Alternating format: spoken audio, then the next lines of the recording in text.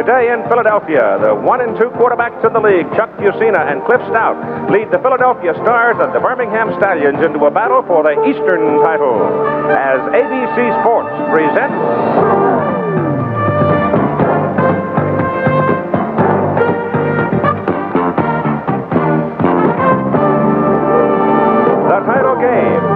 the USFL Eastern Conference. Southern Division champion Birmingham, Atlantic Division champion Philadelphia. The winner gets a ticket to the big one.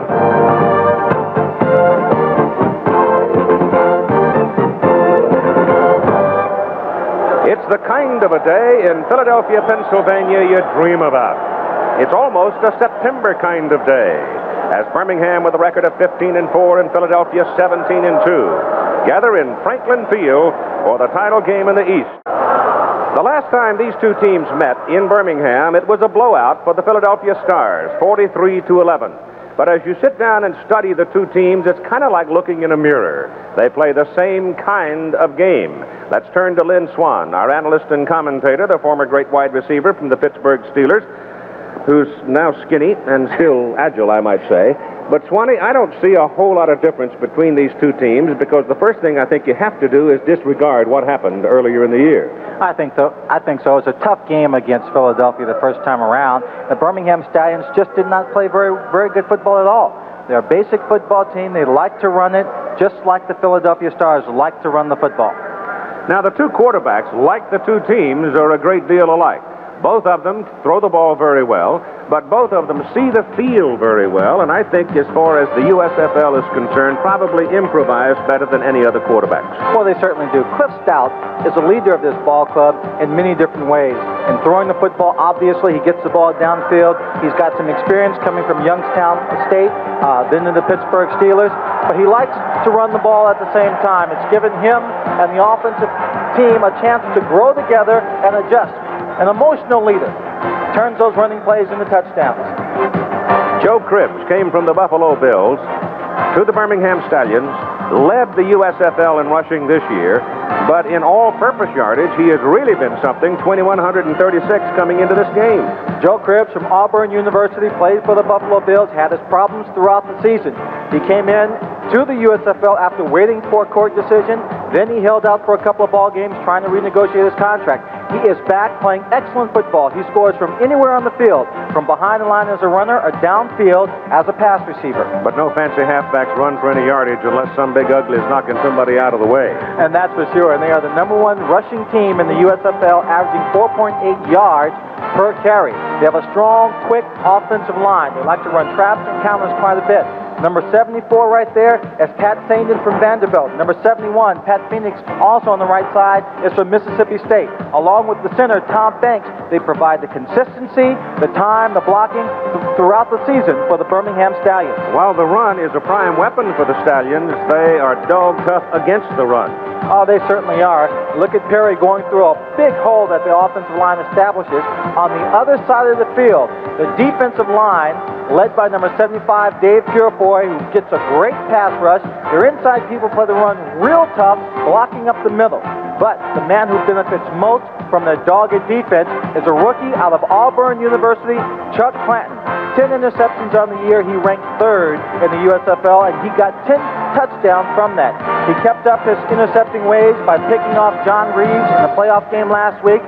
2 key interceptions to help turn that game around and give Birmingham a victory to come on here to the Eastern Conference Championship. They will be without their right corner today, however. Ricky Ray is out of the ball game with a sore knee. Danny Miller, a fine place kicker, had 5 field goals last week, and Bob Parsons, a veteran punter. Now, Lynn Swan, I thought the Philadelphia Stars in their divisional playoff last week against New Jersey may have played their best football game of the season. They played an excellent football game. They came in after not having played well against the New Jersey Generals. They beat the psychological onus that was on them. They played a great game, and I think they'll continue to play great in this ball game. The man who pulls the trigger for them is Chuck Fusina, and like Cliff Stout, is a man who can do a lot of things. Doesn't mind running the football himself, but he sees the field so well. Chuck Fusina is from Penn State. Played behind Doug Williams down in Tampa Bay, came here and got his chance to start, and he has done nothing but great things for this team. He is a smart young man. He is cautious. He reads defenses extremely well. But when he has to suck it up and run the football, Chuck Pacino will run with the best of them. It has long been said, great players make great plays, especially in big ball games. And certainly last week, Kelvin Bryant, last year's MVP in the USFL, made those kind of plays. Last year, he was the second leading rusher. This year, he was the second leading rusher behind Joe Cribbs. He plays with a great deal of pride. He is a strong runner with great speed. He'll run over you, give you an elusive move, make the quick cuts, get inside for the score. And you're right, great players make great plays in championship playoff competition, and he made one, this catch, for a touchdown against the Generals last week. And like Birmingham, an obvious strength here is in the offensive line. Chuck Comiskey, Herb Eatman, they work on the right side, and there have been times when they have been awesome. They have been fantastic for the last 2 years. They run predominantly to the right side, where Herb Eatman has played 99.3% of all the offensive plays in the last 2 years. Chuck Comiskey has been in there 99% of the offensive plays. When you have a good rushing offense, normally it follows you'll have a good rushing defense. This is the case. Philadelphia was the best. They were very good on defense against the rush, and they're going to have their work cut out for them this afternoon. It's a swarming defense. They play like a bunch of bees. They're swarming around the ball at all times. They've got great help inside with Bunning and Mills, but number 67, Pete Kugler out of San Francisco, play with the 49ers, has given them great defensive pressure from that line. Scott Werner now playing nickelback. Tough, crafty veteran. Picked off a pass last week to stop New Jersey. David Trout, he's the field goal man. Sean Landetta, one of the best punters in the league. More in a moment.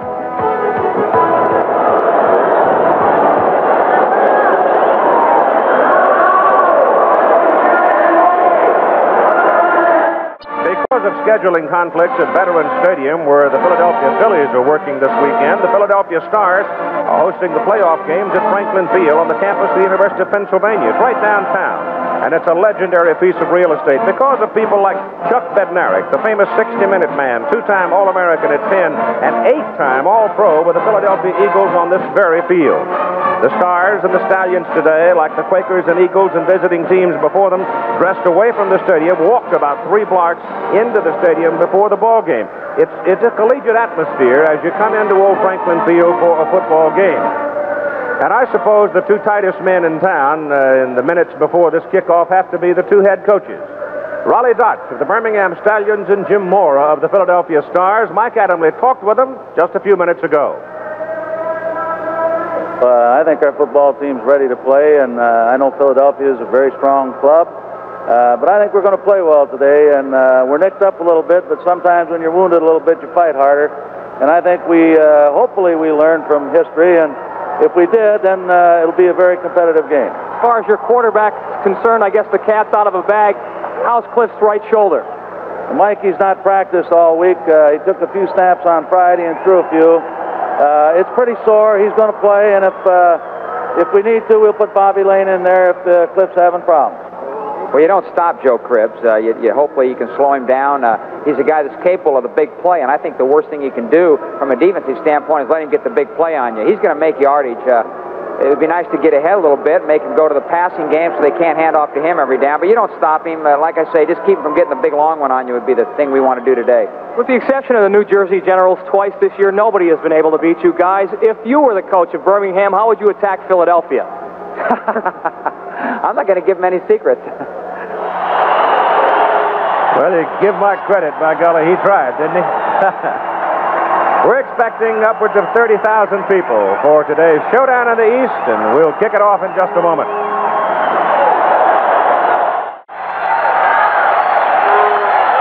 The Stars are wearing the dark shirts, the red. The Stallions are in the white. Philadelphia, with its record of 16-2 on the regular season, remaining the home team in all Eastern Conference playoffs, and will be the home team at Tampa Bay in the championship game, which will be played next Sunday night. The Arizona Wranglers having won the ticket to Tampa with their victory over the Los Angeles Express last night in Tempe, Arizona. Mike Adamle has now moved in to visit with the Birmingham quarterback Cliff Stout. Let's join them. Cliff, it looked like you had a full range of motion. How does your shoulder feel? Shoulder feels fine. Kept off it a couple days this week in practice. I let it rest. Got some of the swelling out of it. It should be fine. I was feeling all right. No pain at all. Any pain-killing injections at all? Don't want to do that. I don't want to get hurt worse than it is. Okay. Best of luck today, Cliff. Thank you.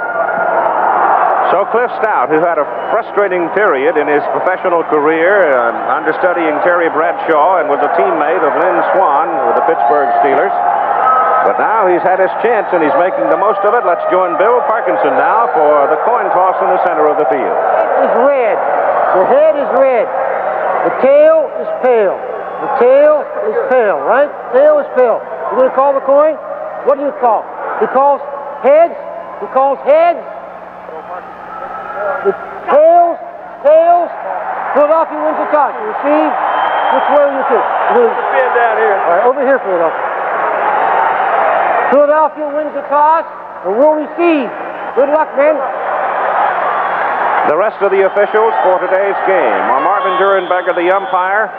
Head linesman is Jack Pitkus. L.T. Bonner, the line judge. Rick Eichhorst is the back judge.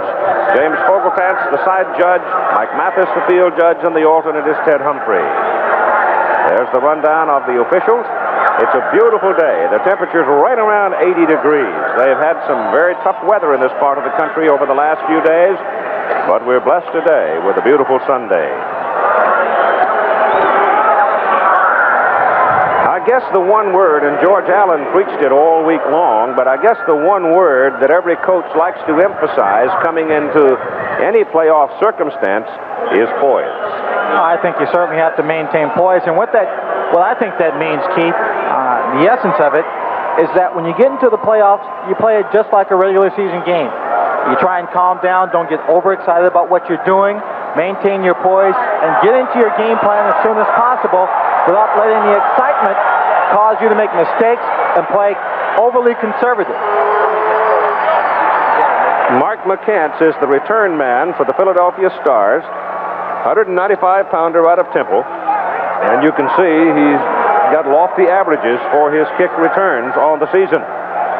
Danny Miller, who had 5 field goals in the win over Tampa Bay last weekend, will do the kicking. He is out of the University of Miami. The wind is going to be blowing from the left to right, and apparently that is the prevailing breeze coming in over the roof of old Waitman Hall here at University of Pennsylvania's Franklin Field.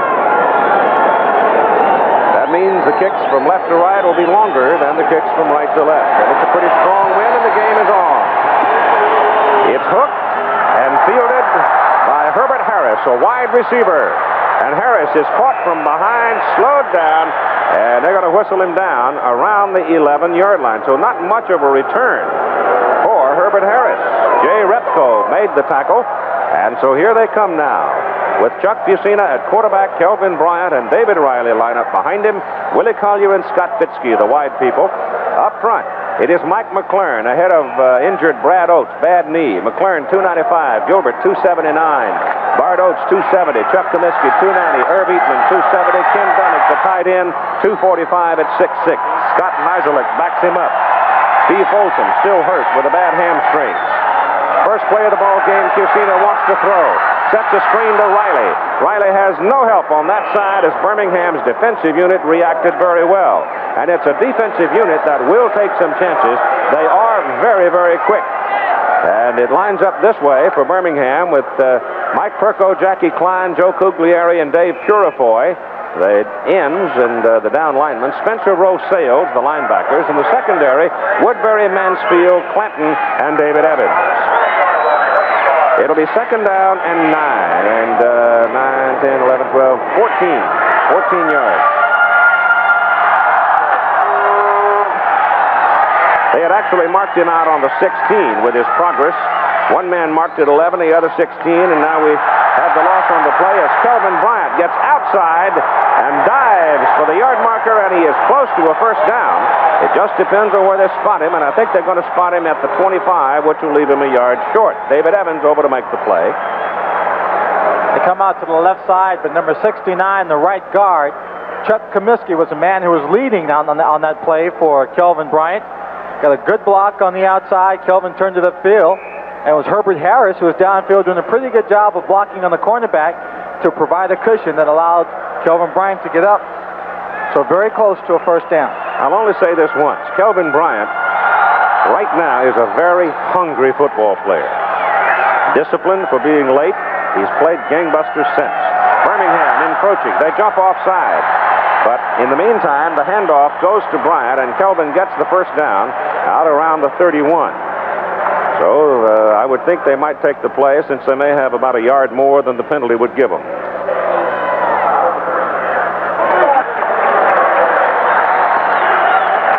They're discussing it. It is very close. I think maybe he picked up a little less than half a yard over the penalty. Defense, number 55, offside, penalties decline. First down. Bryan comes out of the game now, and Brian Thomas replaces him. Here's the encroachment. You see number 55, Spencer, getting caught, along with Ron Padgett, number 99. Brian Thomas, who had a very big ball game in the 43-11 victory Philadelphia posted over Birmingham at Legion Field. He's at the I-back now. If you've seen it, to throw it, and shoots it down the middle, incomplete. The pass was off target, intended for Scott Fitzke. They're going to call a little holding on that play, Keith. There was a good pass rush coming in from outside. I believe it was by number 69, Mike Perkle, who was coming in. And number 79, Mike, was blocking on him, and it looked to me like he just got his arms underneath Holding. him. Number 79 on the offense. First down. That's Mike McLaren starting at left tackle. Brad Oates hurt his knee last week and probably is not going to play because the leg is very, very sore. That's a 10-yard penalty. So it's first down at about 20. David Riley behind Comiskey and Eatman turns upfield to about the 28 before they bring him down. Herb Spencer makes the tackle. Eaton was out there blocking on Padgett. They didn't have very much room to run to the outside. He cut back inside, but number 55, Herb Spencer, was sitting inside, waiting for David Riley to come through. Kelvin Bryant now has caught his breath, and he's back in. It's warm enough down on the artificial surface to rotate people in and out. And I think Jim Mora just wants to find out if Brian Thomas has found a team that he's going to have a big day again. You got three wide receivers now as Harris checks in along with Donovan and Collier. Fitzke, the wingman. Fusina quickly to the sidelines to set up a wide receiver screen for Donovan. And Donovan fights his way back up to about the original line of scrimmage where the holding call was made. And so they'll be looking at 3rd and long. They didn't get much out of the play, but what you got a chance to see on that play was the speed of Herb Eatman playing at tackle, getting to the outside. To make that play work, the tackle or the tight end, if he's on that side, has to get out there in front of the receiver and make the first block on the cornerback and give him some room to step inside or outside, possibly downfield for 10 to 15 yards. 4 wide receivers now. On 3rd and about 11. Some pressure. Fusina's pass good to Collier. Collier short of the first down at the 36. It'll bring up 4th down. And Sean Landetta's punt now will have to be into the wind. Chuck Clanton was a man on the stop. Very interesting. The Birmingham Stallions did not put in 5 defensive backs, what teams normally do in passing situations. They blitzed everyone and played man-to-man coverage. They double up on the wide man over here, the hot man, to keep him quiet. And Landetta's punt is knocked down by the wind as Frederick comes up for a fair catch call, fumbles the football, and you've got to struggle for it up around the 43. If Birmingham's got it, they've got great field position for their first possession. Birmingham should end up with the football. No? The Birmingham players are walking up the field. Philadelphia. But Philadelphia does have the football. So it's a 24-yard pickup and a first down for the Philadelphia Stars as Frederick did not get to that knuckleball that was literally knocked straight down by the wind, and the ball slides away from him, and George Cooper wrestled it away. Well, right there you can credit the wind for that turnover. The ball just hung up, and instead of turning over and coming down and moving forward, the ball just hung up and was actually sliding away from him. So therefore he had to run a longer distance in trying to make the catch. He wanted to make the catch because he was going to come down in a crowd of people. May have taken a funny bounce and hit one of the Birmingham players. So Philadelphia gets a break. Call it the 42-yard line of Birmingham, and a first down for the Stars.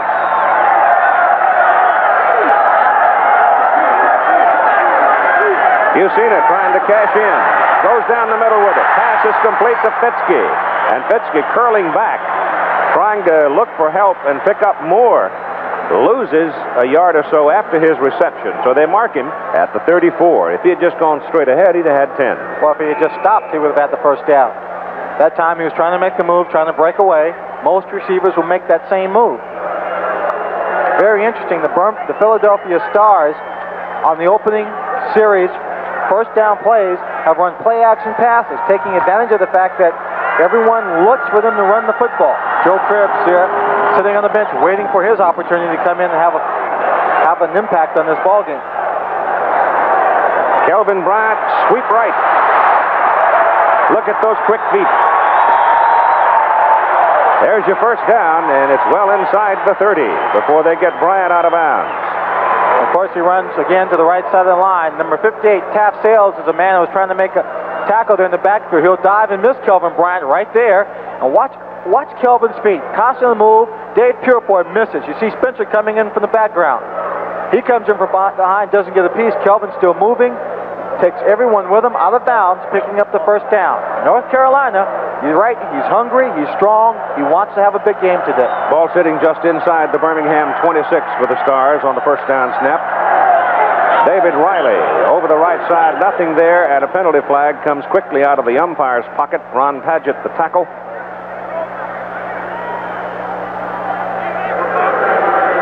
Philadelphia has been nailed for a holding call, Birmingham for offside. This call is against Philadelphia. This is the kind of thing that just drives you nuts, and it's the kind of a thing that caused them to lose 2 games to New Jersey. Illegal motion. Number 35 on the offense. First down. So David was moving around too soon. Philadelphia was penalized 121 times for 1,009 yards during the regular season. And Keith, these teams are so evenly matched. When you try and analyze it to figure out who's going to win the ball game, you really just can't come away with a clear winner. So I think it's a game that will come down to, number 1, mistakes. Number 2, the battles in the trenches between the big people, field position, which often means the kicking game.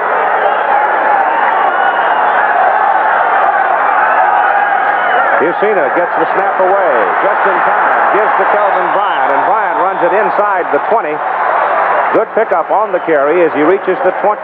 Where is he? The 19-yard line.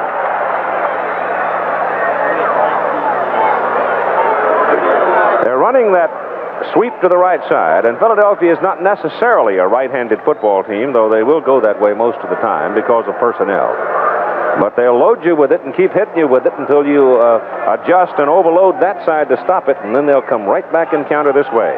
Kate, I was looking at the other side of the field, and one of the players for the Birmingham team was helped into an ambulance and taken off the field. I don't know which player it was. I think I saw 87. That's Parsons, the punter. Straight ahead, David Riley gets a first down as he pounds his way inside the 13. Well, the game just may be won and lost in the trenches, as I said. Take a look. Eatman, Kaminsky, Oates at center. Purefoy and Klein are the people on the defensive side. They were driven back. Hole was opened up. David Riley easily getting through and then powering for a couple more yards for the first down. I was just told who that was that got in the ambulance, and I didn't hear it. Who was it? Frederick, the punt returner. Yep.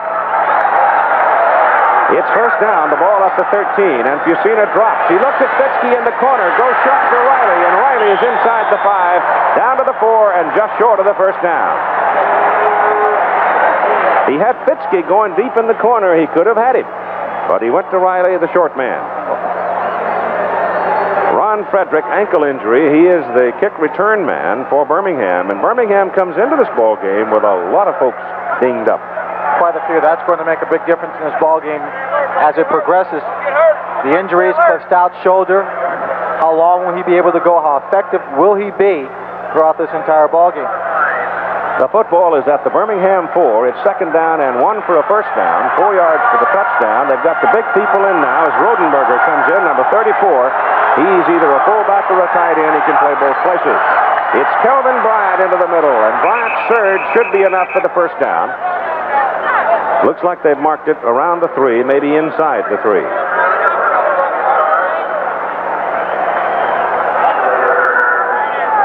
Birmingham, like Philadelphia, likes to make you travel the long road.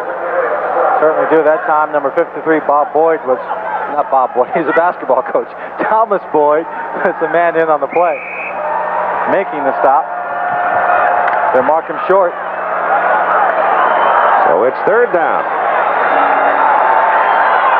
About a foot. Maybe less.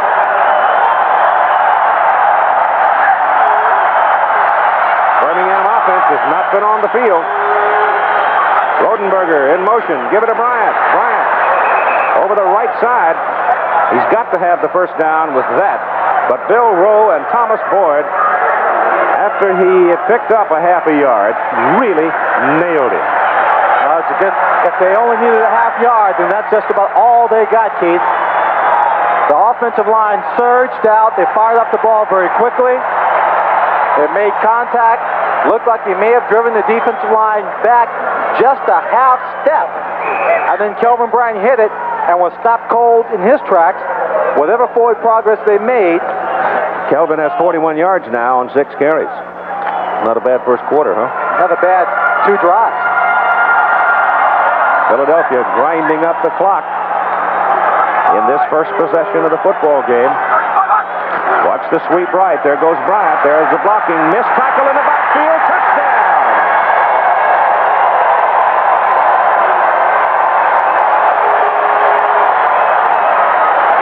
Number 52, Bill Rowe, had a shot at making a tackle in the backfield, but Kelvin Bryant showed his leg strength and his power. He was only slowed down for a fraction of a second, got his shoulders turned upfield towards the end zone, and scored. That is Bryant's 4th playoff touchdown. He had 3 last week, 2 running, 1 receiving. Dave Trout for the extra point try. Reardon, high snap, gets it down. Kick into the wind is good. Philadelphia won the toss, took the football, survived 2 penalties. You've got 6:22 to play in the first quarter. They held the football well over 8 minutes and stuck it in the end zone to lead 7-0. Big march by Philadelphia. A lot of time put away on that drive. Bryant, 7 carries, 43 yards. Fusina, 5 out of 5, 22 yards.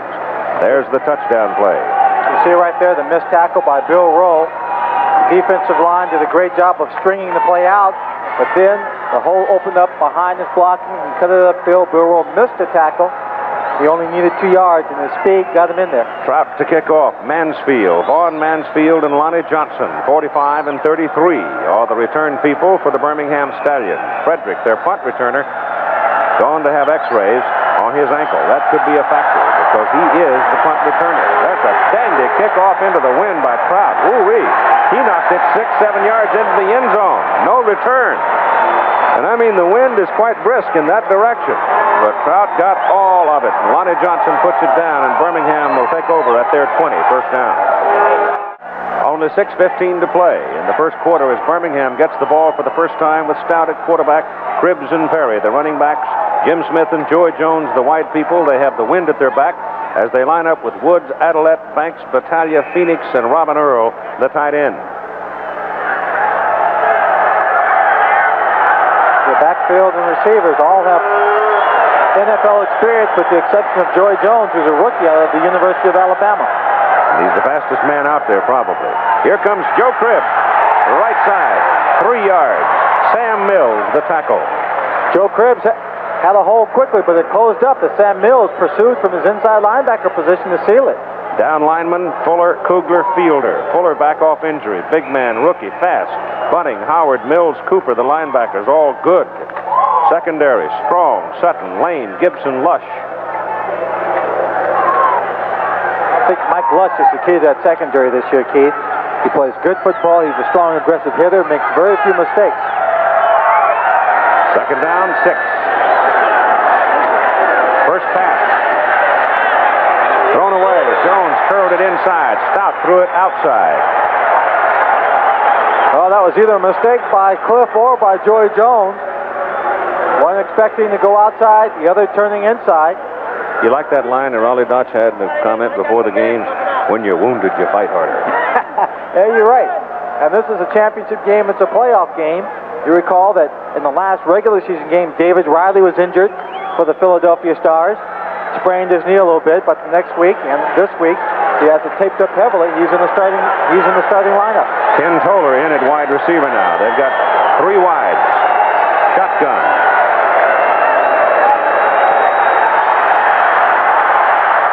Stops, pulled it down, and he takes a lick. That's the first time all year we've seen Cliff Stout drop back in a shotgun formation. The man who hit him, number 95, William Fuller, and number 56, George Cooper, as he looked downfield for an open receiver, all of his receivers were blanketed in a man-to-man coverage, Keith, because the Philadelphia Stars are blitzing on the play. Give credit to the offensive line of Birmingham. They cut him down. Here's the punt on 4th down and 2, and with the wind at his back, Parsons hits it downfield. That's Garcia Lane, who broke one last week against New Jersey, but this time they make him pay for it. Number 23 for the Stallions, Earl Gant, came down and buried him. A 41-yard punt and a 10-yard return. A shirt sleeve day in Philadelphia, though it's the humidity is low, the wind is cool, the temperature about 80. And Philadelphia's second possession. They start just outside the 40. They lead 7-0 with 5 minutes to play in the first quarter. And they start out with 4 wide receivers in this possession. Bryant, the lone remaining back. And Fusina's going to put it up. Great protection. Man wide open. And the pass is caught by Tom Donovan. And Donovan's got a first down at the Birmingham 46. They caught it over Evans, the cornerback. Obviously, the Philadelphia Stars, Chuck Fusina, the quarterback, number 14, believe they can throw the ball, and they have so. They have done so effectively here in the first quarter. Fusina, 6 for 6 on the day for 36 yards. Tom Donovan, one of the reserve receivers, the man who made the catch.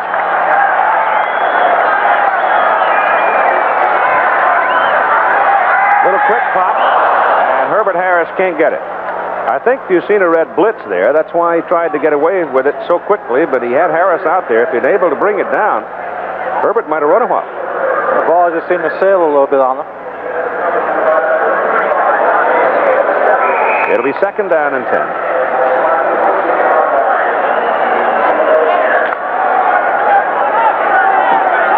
9-1 at home both seasons for Philadelphia.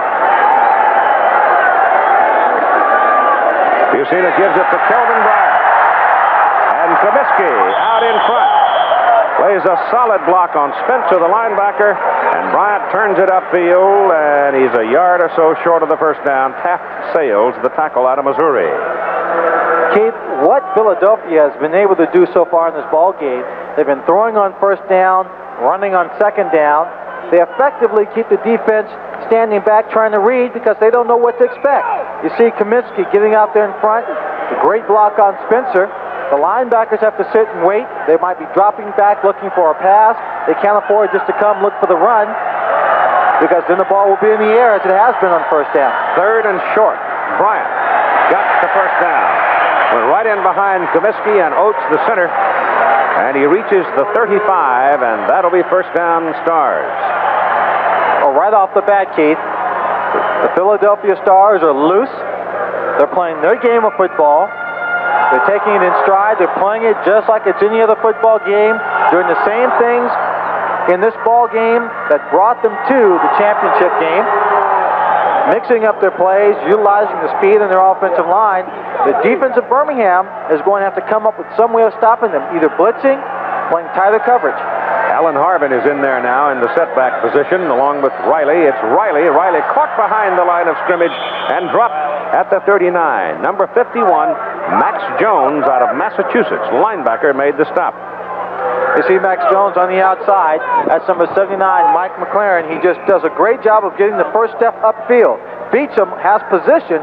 Riley can't make the cut quick enough to go inside the block. He's caught behind the line of scrimmage. So you've got a loss on the play of 5 yards from the 34 back to the 39. 2nd down, 15. And you've got 3 wide receivers in the lineup. With Bucina throwing. Gets it away under pressure. Pass is caught. Fumbled. Birmingham. Looks like Birmingham may have gotten in there. The referee called it a complete catch.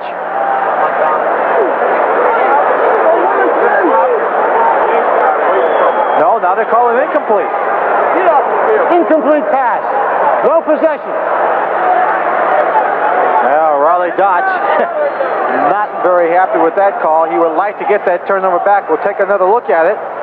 Chusina's facing a blitz, gets hit right there as he releases it. And watch, it goes up in the air, catches the ball. Matter of opinion as to whether that was possessed. Huh? It says if you have control of the football when both feet touch the ground, that denotes control and possession. Put it away. He had tucked it away, but one foot hit the ground before, and he was hit, and the second foot never came down.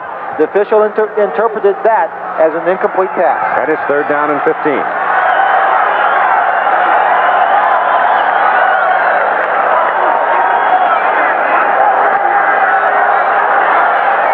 Bucina's had a man, struck Fitzke. Woodbury fell down, and Fitzke turns it into a big play and a 1st down at the Birmingham 12. The fans here are booing because Chuck Bucina took a real big hit after he let go of the pass. Number 26, David Evans, is the man who knocked Fitzke out of bounds. Now watch first Chuck Bucina. He's dropping back to throw. They're blitzing. Looks like Spencer that may have gotten in there. Woodbury falls down. There's a little looping move that Fitzke had made earlier. This time it buys some time. Donovan tries to get downfield for a block on Evans. He can't quite handle it. But we've seen one thing, Keith. Birmingham has tipped its hand. They're blitzing an awful lot now, trying to put pressure on them. But Fitzke is picking up the blitz, and so is the offensive line, and they're killing them with it, the man-to-man coverage. 1st down at the 12 for Birmingham. Kelvin Bryant, sweep right, hit behind the line of scrimmage. Bill Rowe, inside linebacker, shooting through to get him, and you've got 2:55 to go in the 1st quarter. The loss is back to the 16, a loss of 4 yards. You're going to have to see that a lot by the linebackers for the Birmingham Stallions. When a play goes to the outside, there are natural lanes it creates for linebackers to shoot that gap to get inside and make the tackle. You saw earlier Bill Rowe shot the gap, missed Kelvin Bryant on one play. That time he shot the gap, brought him down in the backfield.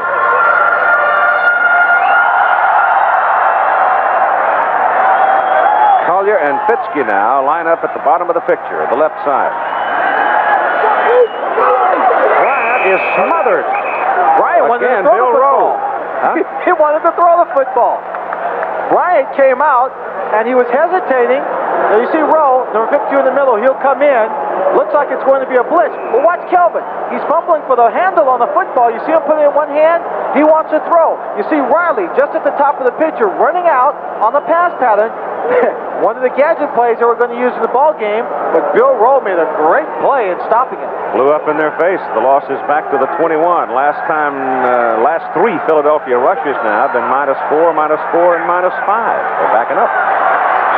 So the Birmingham pressure paying off at this particular point. Chuck Bucina doesn't like what he has called here. And he was also running out of time on the 30-second clock. So he spins a timeout with 1:37 to play in the 1st quarter, leading 7-0. I think that little set of numbers right there will tell you rather quickly why Philadelphia is leading 7-0 and why they are threatening again. There's only 1 minute and 37 seconds left on the clock. It is a 7-point lead. If Birmingham's defense can stop them without scoring a touchdown or even stop them from getting a field goal, it's still only a 1-touchdown lead. We've seen this weekend and last weekend the Arizona Wranglers come back and how well they played when they've been behind. It's 3rd down and 19 from the 21.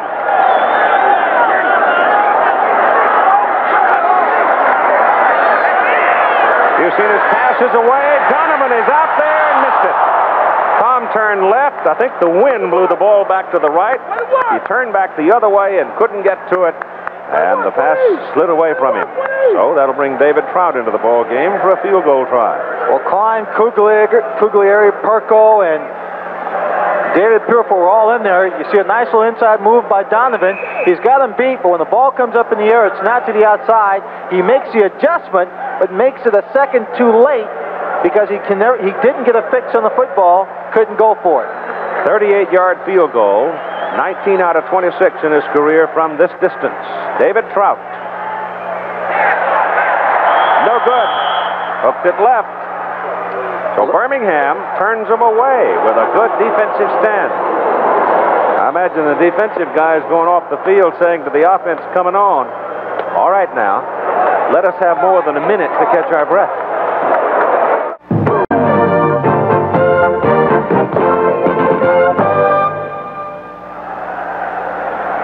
Let's take a look at some of the pressure that Chuck Fusina is facing every time he drops back to pass.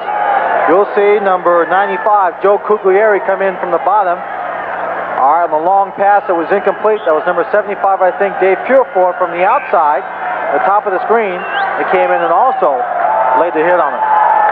So the Birmingham Stallions get the football for the second time in the first quarter at the 21.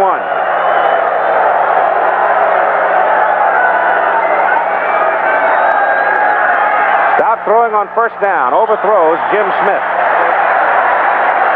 Chuck Fusina now with Mike Adamley. Birmingham's got one of those feast or famine kind of defenses with all the blitzes. Is it a matter of just being patient and picking it up?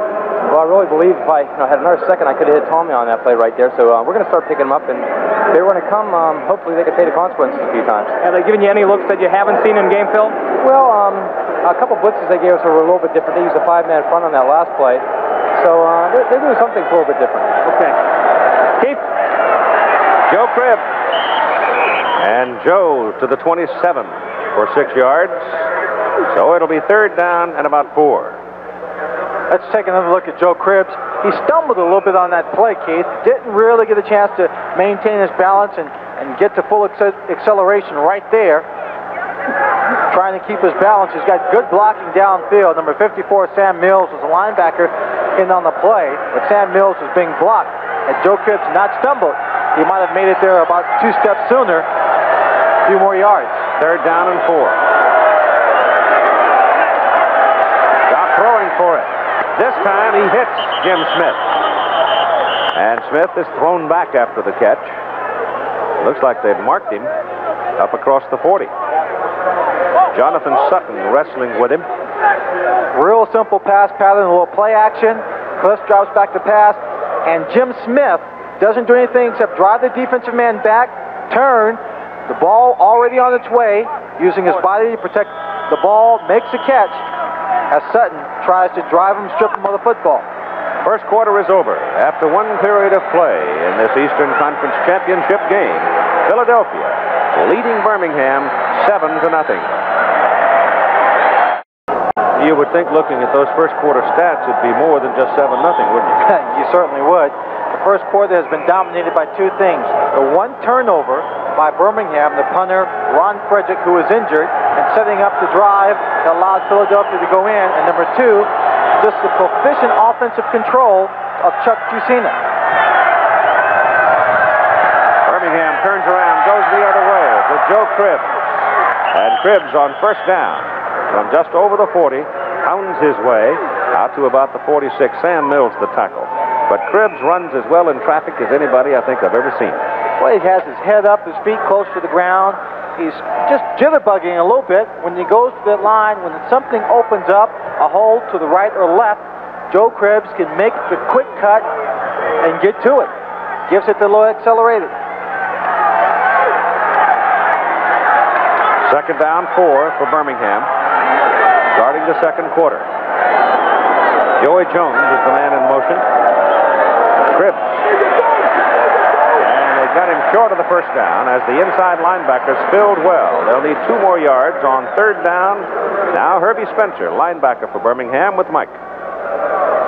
In defensive series, it looked like all the blitzing was paying off and that Fusina was getting a little bit rattled. Well, going into the game, that's what we wanted to do. We want to get some pressure on him and get the DBs up a little tight so we can get some pressure on him and make some things happen in there. Can a linebacker sense when a quarterback's getting a little scared, a little shaky in the pocket? Well, blitzing as much as we do, I think I've got some experience, and I know when they're getting a little shaky, hopefully we can get to him before it's all over. All right, Herb. Keith? Herb is from Newberry, where he played his college ball, clips out on a rollout. He may pull it down. He does. He's got the first down. Gets the first down, slides. Who was that? Mark McCants hit it pretty good, yeah. Number 20. That's an awfully risky play at this moment in the ball game for Cliff Stout. He has a shoulder injury to his right shoulder. You heard Raleigh Dodge talk to Mike Adamley about it before the game. And if he comes in running the football, and one of those big defensive linemen or linebacker or even one of the smaller defensive backs with a good head of steam lays a lick on that shoulder, you know, might have Cliff sitting watching the rest of this football game. From the 47 of Philadelphia now, Birmingham for the first time today on the other side of the midfield stripe, and Leon Perry, a 235-pounder out of Ole Miss. Hounds in there. Perry last week had a big ball game against Tampa Bay, 15 carries, 80 yards. Talked about the Birmingham Stallion offensive backfield having NFL experience. Perry played for the Giants, Cliff Stout for the Steelers, Joe Cribbs for the Buffalo Bills, Jimmy Smith for the Pittsburgh Steelers. Second down, 6. Perry blocking for Cribbs, and Cribbs fumble, and Philadelphia jumps on it. Antonio Gibson.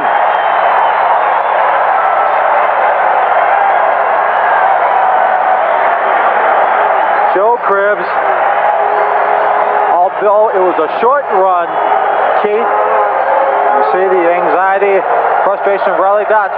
This was a very excellent run. We're talking about his quickness. He starts out to the right, he reads his blocking, nowhere to go. Look at all the moves he makes. He's breaking a tackle here, losing his balance there. He's hit by George Cooper, number 56. Then he loses the football. Antonio Gibson comes up to make the stop. Two turnovers. Turnover. Last one was a touchdown for Philadelphia. There is a man sitting in the studio we're going to talk to at halftime watching this ball game who says you give him 3 turnovers and he will beat you. His name is George Allen. Well, last week, when he played Houston, his defense only allowed Houston 16 points. Offense finally got untracked the last 2 drives of the game to score 2 touchdowns, and they won that ball game, and they played excellent last night. Busina gives it to Kelvin Bryant. He fumbles the football, picks it up, and keeps on motoring. Fumbles it again in the end zone. Number 69, Chuck Kaminsky. There's a man downfield. If anybody has a football for the Stars, it's Chuck Kaminsky. They're still fighting for it. Now Birmingham says they've got it. Birmingham does have it. Touchback. And Irv Eatman is livid.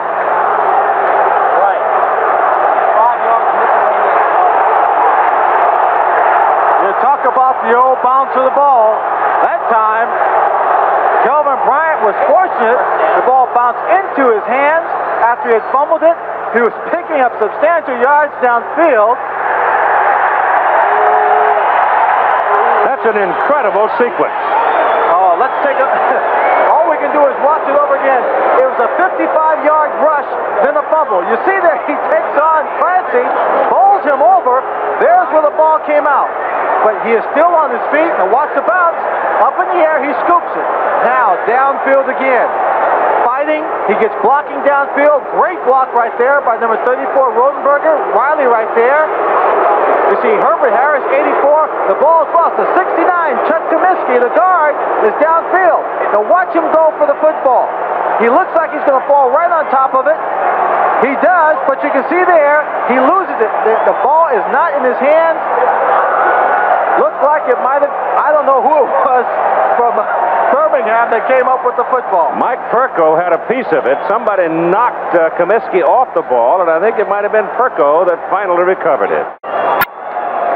An incredible sequence on this play with Kelvin Bryant, the principal performer. This goes for 55 yards for Bryant. Gives him 100 yards and 12 rushes, but he comes away empty. I have never seen a play like this in all the years I've played football. Now here, Comiskey looks like he's got a chance to get it, but he's knocked off the ball by Taft Sales.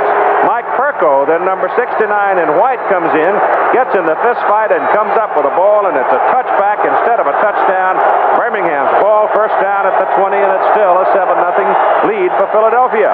Here comes Joe Cribbs to the outside, and he picks up 7 yards, and now Mike Adamle with Mike Perko. Mike, that last play looked like a scene from a rugby match. I think you did more running in that one sequence than you have the entire season. I'll tell you, Mike, I did. We had to get that turnover, though. This game. Did Comiskey have it for a while?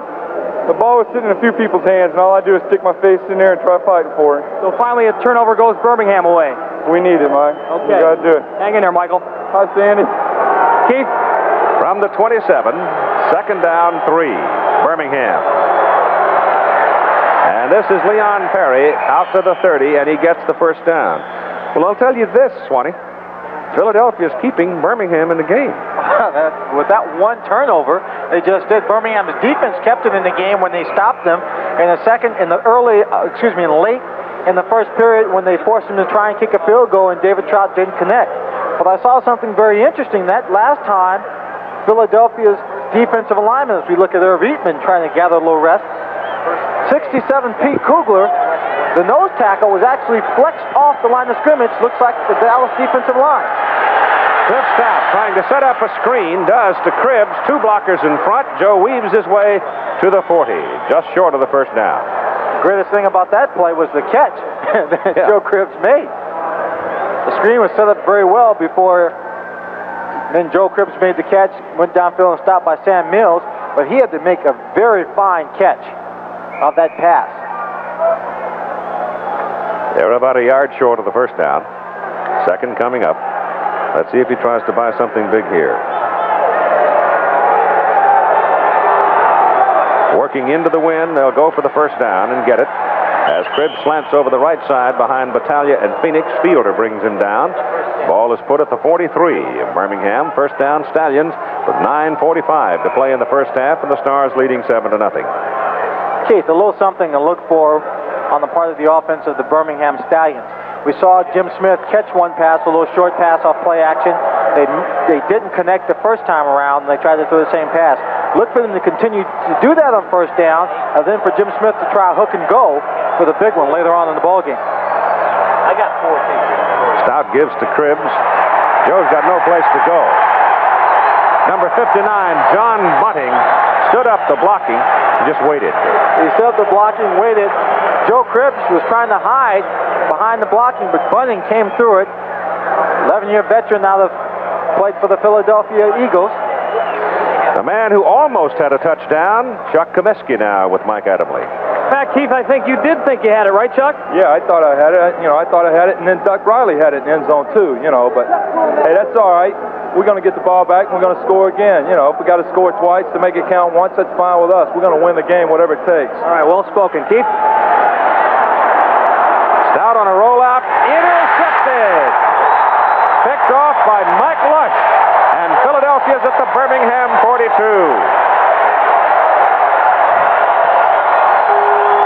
Cliff Stout had to pick himself off the ground. He was rolling out, looked back across the field for number 86, Jim Smith. Threw the ball with authority, but the ball was out of the reach of Jim Smith. Mike Lush will come in from the top of the picture to steal it. Cliff Stout is scrambling right now. 26 is Jonathan Sutton, 27 is Mike Lush. Jimmy's looking for the ball. If the ball's coming in, Mike Lush, he gets the ball as if the ball was thrown to him instead of Jim Smith. I think it's tough into that wind, though, going that way. You really got to zing it. Got to have good rotation on it. Now Philadelphia with Birmingham's third turnover at the Stallion 42. And Fusina stands up, loops it to the sidelines. A timing pattern for Donovan, incomplete. Defending Woodbury. Woodbury was defending, had his back turned to the ball. Donovan wanted the official to call a face guarding penalty, but he was looking at the receiver all the way. Did not throw his hands up in the air, therefore it's no call. I want to point out 2 things, Keith. In the interview with Mike Adamle, Fusina said they're going to pay the price if they blitz.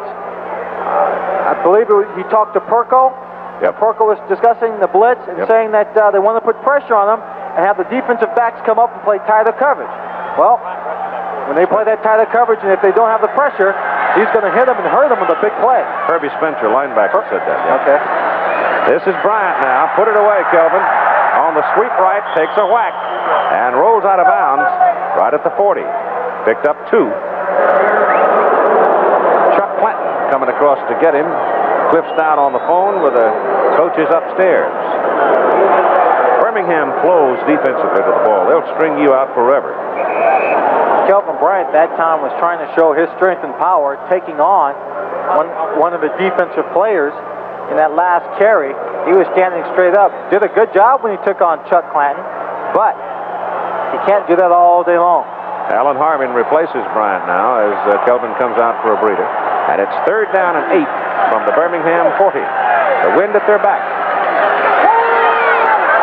You've seen a pops it to Collier, and Collier is short of the first down.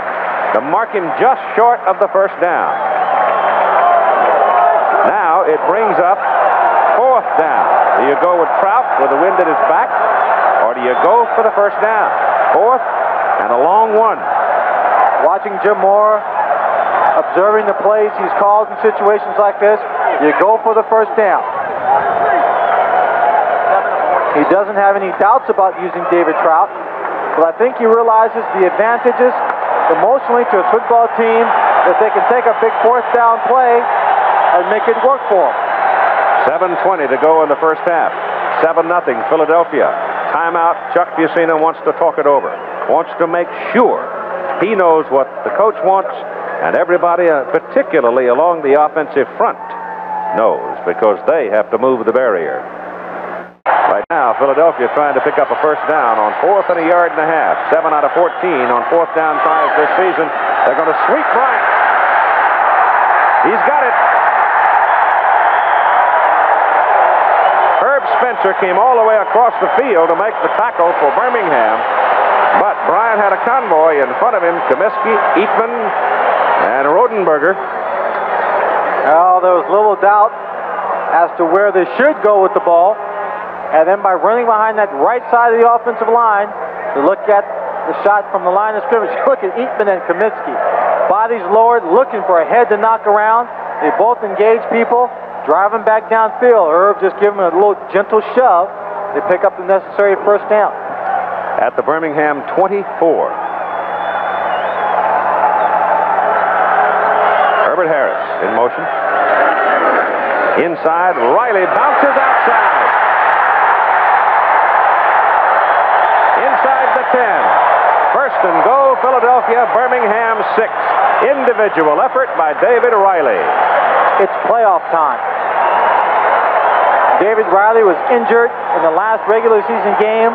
When I talked to him before the New Jersey game last week, he said it's playoff time. He backs to the wall. You have to tape it up and come out here and play football because there is no tomorrow. He comes up to the offensive line. There was no hole, and he just bounced it to the outside. And with the flow of the defense and the offense going away from his left, there was nothing but green AstroTurf for him to pick up in terms of yards.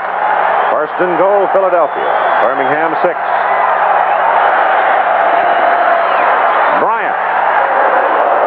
Wacko at the 3.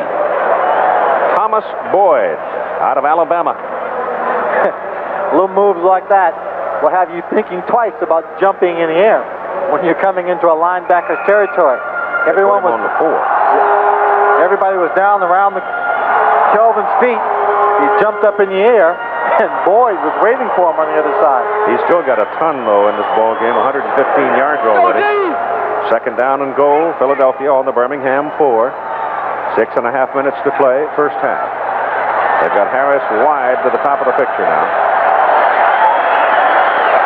This is Bryant, and he is flat whipsawed, high, low, and middled, right about the 5. Well, the defense of the Birmingham Stallions are playing tough. Number 69 is Comiskey. He pulls on the play. Right here, he misses his block on number 58, Taft Sales. And Taft is able to get inside after the missed block to stop the play behind the line of scrimmage. Lost about a half a yard. It is 3rd and goal. Do you throw now? Looks like they're gonna. They've got 4 wide receivers. Down the middle and threw it too high. Fusina was being shoved backwards, and now Chuck goes marching toward the goal line, and he's yelling at somebody.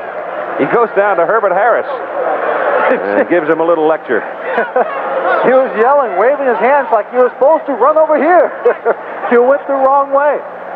So they do bring Dave Trout in after all for the field goal try. It'll be 21 yards out of Tim Reardon's hold. He's very good from this distance. 22 out of 24.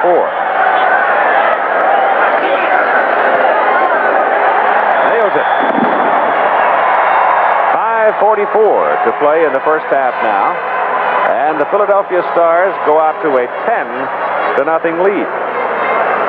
5:44 in the ball game. Let's start talking in the first half. Let's start talking a little bit about what Birmingham may have to do at halftime. Now, a veteran football team goes into halftime. They're only down by 10 points at this stage in the ball game. That's not a lot. You can make it up very quickly. They try and make adjustments. Now, I was talking to Joe Peace, offensive line coach for the Philadelphia Stars, and he noted that Arizona Wranglers, experienced veteran defensive football team, made adjustments in the second half as to how they would play their opponents the last 2 weeks, came out and dominated teams in the second half, played great football. Birmingham has a very experienced defensive line. They're playing good right now. They're going to have to go in and make some adjustments, even more so to stop this team from scoring points and get their offense on track. Probably gamble a little more, huh? No, gamble as much, but get their offensive team going to make up the 10-point difference. With a wind at his back, Trout hits it very high, and Mansfield goes way back into the end zone, and there will be no return. So once again, the Stallions have no opportunity to move it upfield. With a 10-0 lead, the Philadelphia defensive unit comes aboard now. The championship game, 8 o'clock next Sunday night here on ABC from Tampa, Florida. And it's the winner of this one against the Arizona Wranglers. We'll have a visit with George Allen at halftime and show you some highlights from last night's ball game, since I'm sure many of you in the eastern part of the country probably went to your pillow, at least by halftime. Kelvin Bryant taking a whiff of oxygen now. It gets warm down on that rug. First down for the Stallions as Stout sets them up.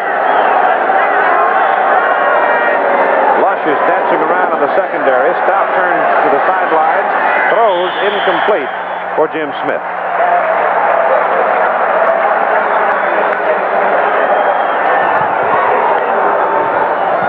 Birmingham hasn't seen the football much today. For one thing, they've had it 3 times, and that's what's happened to them. Well, you don't have to know a lot about football to read that and understand why they haven't put points on the scoreboard. Going into the wind, though, it's a bit of a problem. It's tough to go deep. Little delay with Cribbs. And Joe Cribbs slants it up to the 24. It was in this stadium under George Woodruff when he was coaching the Quakers of the University of Pennsylvania back before the turn of the century. He came up with 2 gimmick plays, at that time called gimmicks, the flying interference, that is the running interference, and the other being the delayed buck, which was the forerunner of what we now call the draw play. A lot of history in this old piece of real estate. Sounds like he was a hunter. He had 3 undefeated untied teams back in those years. A fellow named Brooke, All-American halfback, the punter. He's the man that brought the coffin corner kick into being, too. 3rd down and 7 and a penalty. Flag goes into the air as the 30-second clock runs out on the Birmingham Stallions. So they wait to get a play in. Number 18 on the offense. That's automatically charged to the quarterback. But they were late getting the play in, and then looked like he might have called a check-off, and by that time, too late. That ugly old 0 looking back at you. Those 30-second clocks sit at the top of the turn on this track that goes around the football field. Quarterbacks have a very good view of that clock, looking downfield. Of course, this is the place where the 10 relays are held. Great track performances here. Bill Cosby ran in the pin relays in the seniors division. Yeah, it did. Never told me whether they won or lost. 3rd down and 2. Stout gets it away, intercepted. Antonio Gibson, great interception by Gibson, and he brings it back to the 26-7 of Birmingham, and the Stallions now have turned it over 4 times. That was a heck of a play by Gibson.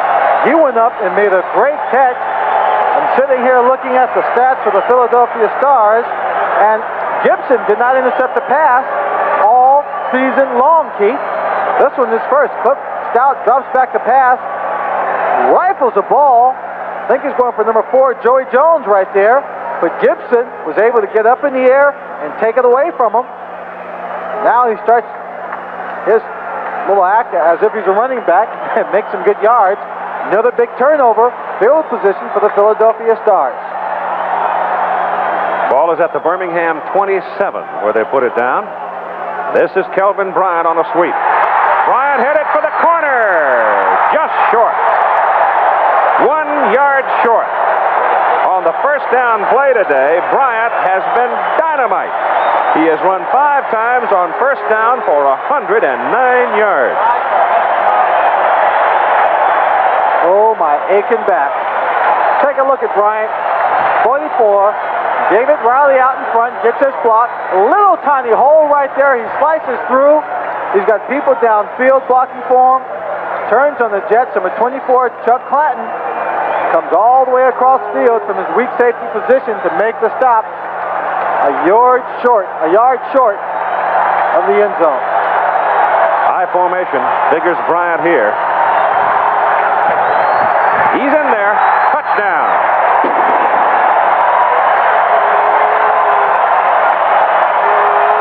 You can't make that many mistakes and not get your nose bloody. Kelvin Bryant now, 18 carries, 142 yards, 2 touchdowns, and if Trout is successful with the extra point try, it'll be 17-0 lead. That's his 5th playoff touchdown for 1984. They just took his running average, his yards per carry down a little bit, giving him that ball on the one play for the touchdown, since he did all the work to getting it there in the first place. The extra point try now by Dave Trout is good. So with 4 minutes and 9 seconds to play in this first half, 17-0 Philadelphia. Coming off the regular season play, Philadelphia and Birmingham were even at 18, plus 18 in takeaways and giveaways, but today it's 4-0 Philadelphia. And they lead 17-0. Mansfield and Lonnie Johnson are the deep people as the wind blows the ball off the kicking tee. Give you a little mark to see if it falls this afternoon for the Philadelphia Stars. The most yards rushing in a single game for the Philadelphia Stars is Kelvin Bryant's 194 versus the Denver Gold. He has well over 100 yards already, 4:09 to play in the first half. One thing for sure, though, they'll rest him if they're sitting on a big lead, I would think, with the championship game coming up. This is Mansfield at the 1. Harrison missed him. Garcia Lane turns him back inside, and finally, they bring him down. Alan Harbin making the tackle.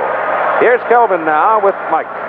Kelvin, I know you got a special message first. Yeah, I'd like to say hi to my sister Shirley and to the Edmondson family in Charlesboro.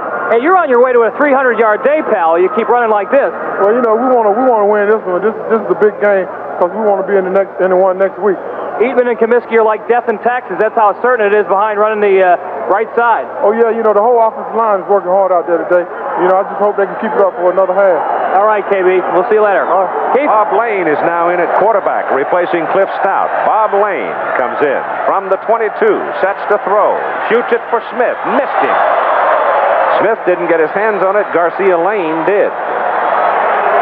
Well, the only difference in that pass by Bobby Lane and the one thrown by Cliff Stout is that one was just a little bit lower, and Jim Smith had a little bit more of a chance to dive and make the catch. I think it could have been that Cliff Stout goes out of the ball game at 2-7 for 22 yards and 2 interceptions. His shoulder probably was bothering him a great deal here in the first half of the ball game, and maybe that's it for him too. You know, just let him sit a series, and maybe he'll find the key. Lane back to throw again. Gets it off. It's almost intercepted. If Ken Toller had not turned into a defender, Garcia Lane would have had an interception. Garcia Lane looked like he was trying to get the ball to one of his running backs, and what looked like a screen being set up. Faked the pass there, then went downfield to Toller. You see, number 47 is Garcia Lane. He's got great position here. Toller has to try and come back, but Garcia makes a move with him. It's a timing pass. Garcia's in position. The ball probably he would have dropped anyway. Couldn't get his hands up in time, but Toller made sure with a stripping motion on Garcia Lane. Ball is sitting near the 22.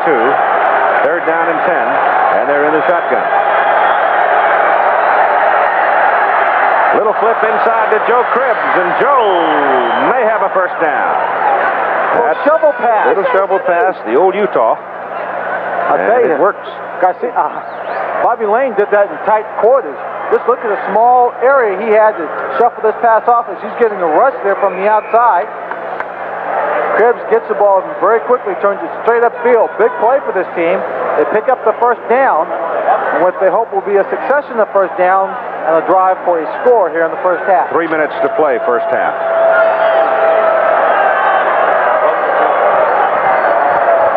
Lane back, throwing again on first down. Down he goes. Ball comes loose. It's George Jameson. Came right down the pipe. Number 96,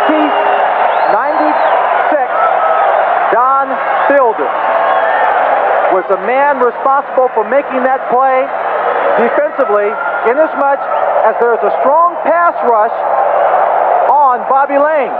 But Fielder is out stopping the screen. There's a screen being set up. Bobby Lane can't throw the football because he was standing right next to Leon Perry in that screen. Take a look. You see 96 Fielder. He goes to the outside. Perry's right there. Fielder just hung back. No place for Bobby to go with the football. So they're sitting back near the 20. Handed off to Cribbs, and Cribbs isn't going anywhere. And on 3rd down now, they're still looking at very, very long. They've got to go out across the 43 for the first down, near the 44. And the football is sitting on the 22.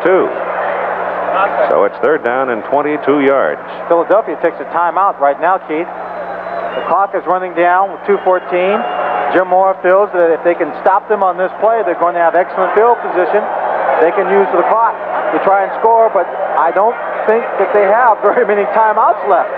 They have actually zero. No, they have none. And there's our spectator in Phoenix. George will be with us at halftime. We'll have a visit over his win last night. Well, Looks like he's already packed and ready to go to Tampa. Well, George is sitting there smiling. He can relax on one day because he doesn't have. He can't work and prepare his team when he doesn't know who he's going to play yet. George is not relaxed. You'll never convince me of that. I believe this might be the only time he can relax, since he doesn't know who his opponent will be for the game coming up next Sunday. 3rd down and 22 now. Birmingham burdened by mistakes. Bobby Lane's pass to the sidelines for Joey Jones, and he can't get to it. The wind seemed to blow it away from him. He had good coverage from Garcia Lane, and so now Birmingham has got to punt the football into the wind with 2:09 to play. So this is why Mora spent the timeout here, even though he has none remaining. They're going to get an extra timeout at the 2-minute warning. So they'll have time to talk then. They should get good field position out of this as Parsons comes in to punt. Gets it out of there. It's a good kick. That's very good into the wind. Garcia Lane at the 36. Up the middle he comes. Oh, boy, one man.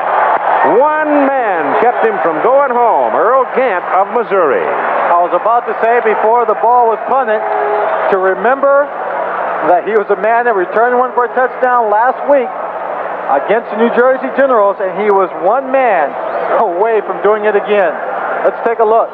Again, an excellent punt, and the punter almost outkicks it. Parsons barely gets it off, almost blocked, but he gets off an excellent punt. And you'll see Garcia Lane coming in, getting some blocking right up the middle, and right there he stopped. He had two blockers in front of him and only two defenders, and one of those was already on the ground. So a big play for Earl. Everybody wants to be at the USFL championship game. Y'all got any tickets left for the championship game? Hurry up, there's only a few left. You better get here any way you can.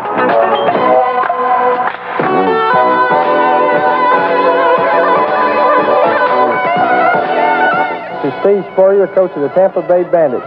We sure hope to be there Sunday, July the 15th in Tampa Stadium. Don't get left out in the dark. The title's on the line. The clock shows 1:59 to play in the first half. Philadelphia's football sitting near the Birmingham 48. Kelvin Bryant lines up in the I formation. He's run 5 times on first down today for 109 yards out of his 142. This time Fusina looks to throw it. Down the middle, he's got Rodenberger, can't see him. Now he throws it short, and Bryant can't come up with it. He had Rodenberger running a deep post and looked like he was going to be open. Right now, let's check in with Mike Adamle. Bob, why did Raleigh make the change? I have no idea. Raleigh just said, Bob, get loose, and next thing I knew, I was in there, and I'm having a little chance to get my arm loose now. When he told me to get loose, next thing I knew, Kelvin was in the end zone, and, it was kind of quick, but we hope we can hold them here and go in at 17-0 at halftime and maybe come back and get something going. Tough for a QB going in with a 17-0 deficit. Yeah, it's tough and against a good team like this, but, it's part of the job, and I just try to do the best I can. Okay, I'm sure you will. Thanks, Keith? Mike. They put that ball down on 2nd down and 10, about a yard short of where it was. The pass is complete to Willie Collier, and Willie's got a first down. Now, here comes an important fact in case you don't know it. When the chains are moved on first down plays in the final 2 minutes of each half, the clock stops. So you don't get burned quite as badly with that rule as you might where you have the clock continuing to run while the chains are being moved. On the first down play, Fusina back again. Throws it short to Riley. Riley should get to the sidelines, but he doesn't. And David keeps on wrestling, trying to get upfield, and he picks up about 7-8 yards on the play. Chuck Clanton and Taft Sales bring him down. Number 81, Scott Fitzke, receiver, was downfield, gave Riley a pretty good block. Riley looked like he was trying to get out of bounds, but too many white shirts around him. Well, that keeps the clock rolling, and it shows 1:10 now. Fusina back on 2nd down and 2. And sack, caught. Purifoy gets the sack in the grasp. 75 going against number 75, Dave Purifoy, veteran defensive end out of the NFL, played in Detroit, Pittsburgh, Green Bay, goes against a young man from UCLA, Irv Eatman. You see that little spin move he gave him? That's experience right there. He grabs him. He wasn't down, only in the grass. 3rd and 13. Fusina's pass is good to Fitzke. Fitzke had the first down at the Birmingham 21. Fitzke's hurt. He gets up limping. He's limping a little bit right there, Keith. They'll get him out, send Harris in. Herbert Harris replaces him. Scott's caught 3 balls for 53 yards in this first half. Clock shows 54 seconds now as they wind it. Ball at the 21 of Birmingham. Fusina looks at Collier, throws quickly, and Willie is down at the 16. And the clock is running with 40 seconds. Philadelphia with no timeouts remaining. Fusina trying to go without a huddle. 33, 32, and counting. Ball's just short of the 15-yard line. Sets him up, wants to throw. Riley down the middle, and he throws short to Bryant. Got to get out of bounds, and he does, and he is short of the marker at 20 seconds. Kelvin Bryant, the most important thing for him there was to get out of bounds, and he, as a result, did not gamble and try to go for the first down. Ball is marked just short of the 11. 20 seconds to play. It's 3rd down. He could have helped him out quite a bit by getting that first down in case he only used up a couple of seconds on his next play. They'll be looking at a 4th down situation. If they don't get it in the air, then they may run the football to get the first down. which means they've got to hurry up and run another play to stop the clock. Harbin is in there replacing Bryant right now. There's trips to the right. 3 wide receivers. Giacina's pass to the corner of the end zone. No, intended for Donovan. Covering on the play was David Evans. The ball floated away from him, and that'll bring Dave Trout into this circumstance with 15 seconds to play. You see Donovan getting to the outside and breaking away. He also had Herbert Harris open over the middle. Donovan lost his balance. Here is where the importance of not getting the first down, Keith, comes into play. It's 4th down. Instead of having it 2nd down, they're going to have to punt, go for the field goal instead of trying for a touchdown. It's a 28-yard field goal try. And it's good. With 11 seconds remaining to play in the first half, Philadelphia moves out to a 20-0 lead.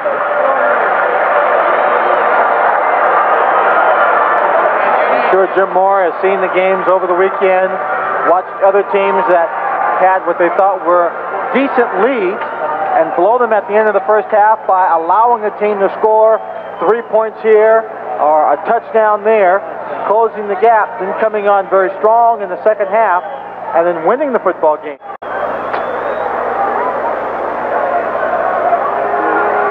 Trout's kickoff. See you later. Oh, when it's going well for you, it just continues to build and build and build. And there, David Trout, University of Pittsburgh, former teammate of mine with the Pittsburgh Steelers, booms it right out of the end zone. Birmingham now has 11 seconds to work. And who's coming out at quarterback? Bob Lane. There are a couple of young men standing on the sideline watching the game. Carl Peterson, president and general manager, standing at the lower end zone of the far end zone, and the man standing next to him is his son, Jim Moore's son. Played pretty good football for Washington University last year. The Huskies. Joe Cribbs running it and belted down. Now it's Leon Perry running it and belted down at the line of scrimmage. And the clock shows 0. So the first half is over. 4 turnovers by the Birmingham Stallions. Philadelphia leads it 20-0. We'll be back with halftime activities after this commercial and a word from our local station. Lonnie Johnson and Vaughn Mansfield ready for this man's kick, Dave Trout. So Birmingham will work into the wind in the fourth quarter, go with third quarter, and go with the wind in the fourth quarter.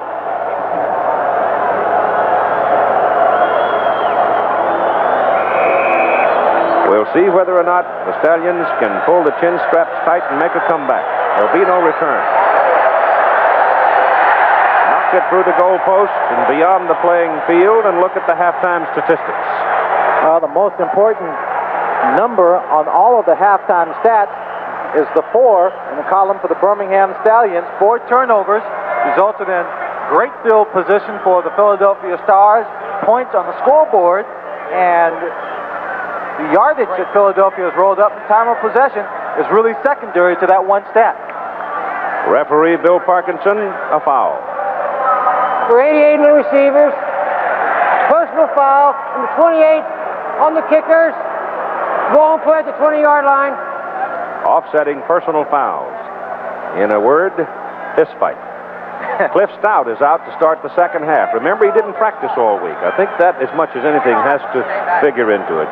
You can't lay off a week. You're going to be a little rusty. And this is, after all, the Eastern Conference Championship. I'm sure Raleigh and Cliff had a heart-to-heart talk in the locker room in terms of what he was capable of doing, what he expected. Look at this. They open up in a shotgun. First down at the 20. And Stout will throw on first down. He had Cribbs short over here, but he wants to go big. And he's got Toller, and Toller cannot get back to the football. Mike Lush is hollering about interference on Toller. Lush had screened him away from the ball, but having to throw it that far into a very brisk wind, the ball had no zing in it at all once it got downfield. No, it's a good effort to get the ball that far downfield. What sets it up, watch how many different ways Cliff Stout looks. First, he's looking over to his left, then all the way to his right, and then down the center of the field. He looked at defensive coverage everywhere, but downfield to Toller. And Mike Lush. I think Mike had a case. Well, Mike went back to make sure that he was in position. Back in the Tollner. Yeah. The official. And it's 2nd down and 10. They're still in the shotgun. Gets away. Now he goes down at the 10, at the 9. Number 59, John Bunning gets the tackle, but it was William Fuller, 95, that made the initial contact. And there's a flag on the field thrown about the 37-yard line, Keith. Downfield, something between the receiver, obviously, and the defensive back. Holding on Philadelphia. Somebody had shirt-tailed somebody on the pass route.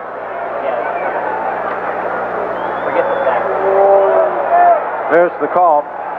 If a pass is thrown to a receiver and the receiver has no opportunity to make the catch and he is interfered with, no one will drop a flag. That is not pass interference. But even though the pass... Holding, number 43, the defense, that's a first down. Even though the pass was never thrown, Keith, and Cliff Stout was sacked, the fact that the receiver was held means that he could have gotten loose had there not been the holding and been open for Cliff Stout to throw the ball to him. The penalty carries with it an automatic first down. So it's 1st and 5. No, 1st and 10. Should be first and 10. Stout back. Throws it away. Trying to get it out here to Perry. And Pete Kugler was right there with Leon Perry, so I'm not so sure about what Cliff didn't just dump that one. Oh, Pete Kugler and number 96, Don Fielder, they did a very good job of reading the screen. Perry was out there, but he had too much company. Pete Kugler played a couple of seasons with the San Francisco 49ers, is now playing back-to-back seasons after having played with the San Francisco 49ers in their playoff for the 1983 season. Philadelphia scheduled to go play an exhibition game over in London, is it? Yes. Pete's trying to figure out a way to get out of it. I don't think Pete's going at all. I think he's going to rest. 2nd down and 10. Sideline pattern. Pass caught by Darrell Mason, tight end. First time Mason has seen the ball all day, and he is a very good receiver at that tight end position. Not all that big at 6'1", 215, played at Arkansas, but I watched him through his career at Arkansas, and I'll tell you, he knows what to do with the football. Did you get pulled a package or something? See, he caught a lot of balls during the course of the season, most of them of the short variety. The ball is sitting at the 30 now, where it's 3rd down and 5.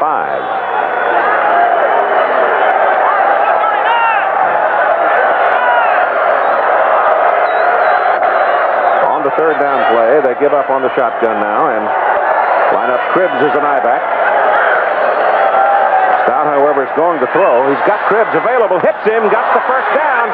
Joe got in the middle, just kind of laid away on it, sort of hid out there in the middle and suddenly zinged him with the ball and away he flew.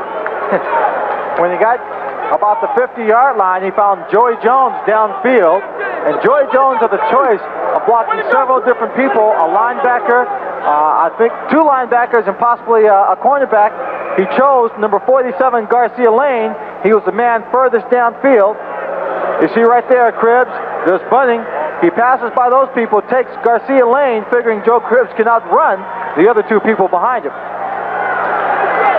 So it's a big play for the Stallions. They have a first down near the 47 of Philadelphia. They haven't been on the Stars side of the field much today. Stout back to throw again, going big. It's a knuckleball. Joey Jones got to come back to it. Penalty flag is thrown downfield. It's intercepted by Mike Lush. But look out for the penalty there. Lush is coming back as far as he can. But I think the Stars are going to get dinged for interference. I think so. Joey Jones, it was a knuckleball thrown up in the air. Number 78, the left guard, Buddy Adelette, is also lying on his back close to the sideline near the Philadelphia bench. A big loss if Buddy Adelette cannot get back in the ballgame. But let's take a look at Joey Jones, rookie out of the University of Alabama. Garcia Lane's number 47. He's trying to judge it, to time it, to go up. Right there's a little contact being made. You saw 47 Lane put his arms out to the side. Number 47 on the defense. That's a first down. He did not have due process to the ball. That's why the call. Well, Joey Jones was holding his position, trying to go up for the pass, and he ran into him just a little bit with his body. But just a little bit is enough. But number 78, Buddy Adelette, is a story right now because he is a key to the offensive line of the Birmingham Stallions, and his loss here in the 3rd quarter would be a big one. We'll be right back. That's Raleigh Dotch walking off the field. He was headed across the field just to check on Buddy Adelette, his left guard. He's holding his right arm. That means an arm injury or not. That's what they're holding. 6'4", 265, big guy in that offensive front. Two-year veteran from the Green Bay Packers, University of Alabama. Well, I had him looking for him for a while, still. The Stallions are on the Philadelphia Stars 32 now after the interference call. It's a 15-yard penalty, not at the point of the foul. On first down, Stout back, still throwing. Quick one for Jim Smith, and there's coverage on him by Jonathan Sutton. Philadelphia in the secondary, barring the pass interference calls, have been doing a very good job covering the receivers. Jim Smith, the 5th leading receiver in the USFL this year. Very good year. His average among the highest. And that's Buddy Adelette. Injury, shoulder or arm. Can't tell which yet. Second down 10. Philadelphia 32. Now Kugler flexes out of there. At the nose guard position, drops back, give it to Joe Cribbs, and Cribbs is brought down by Cooper and Mills at the 25 of Philadelphia. 7 yards on that play.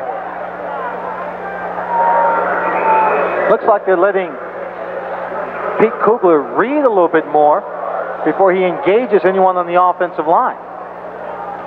We're told it's a jammed right shoulder for Adelette, so we don't know whether or not he'll be able to return anymore in this ball game. We're in the third quarter of play.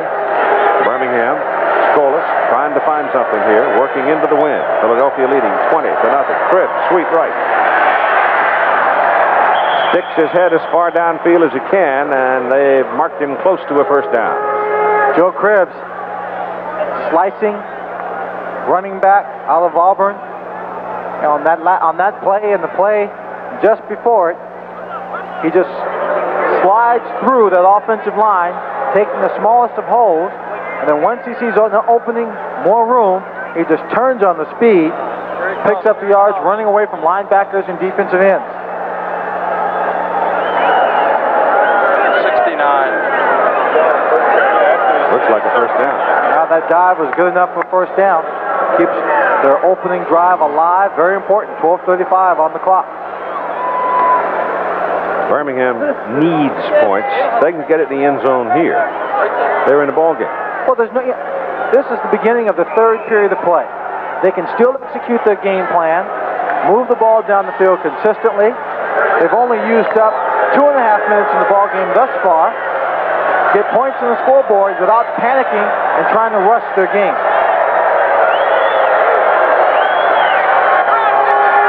From the 21 of Philadelphia.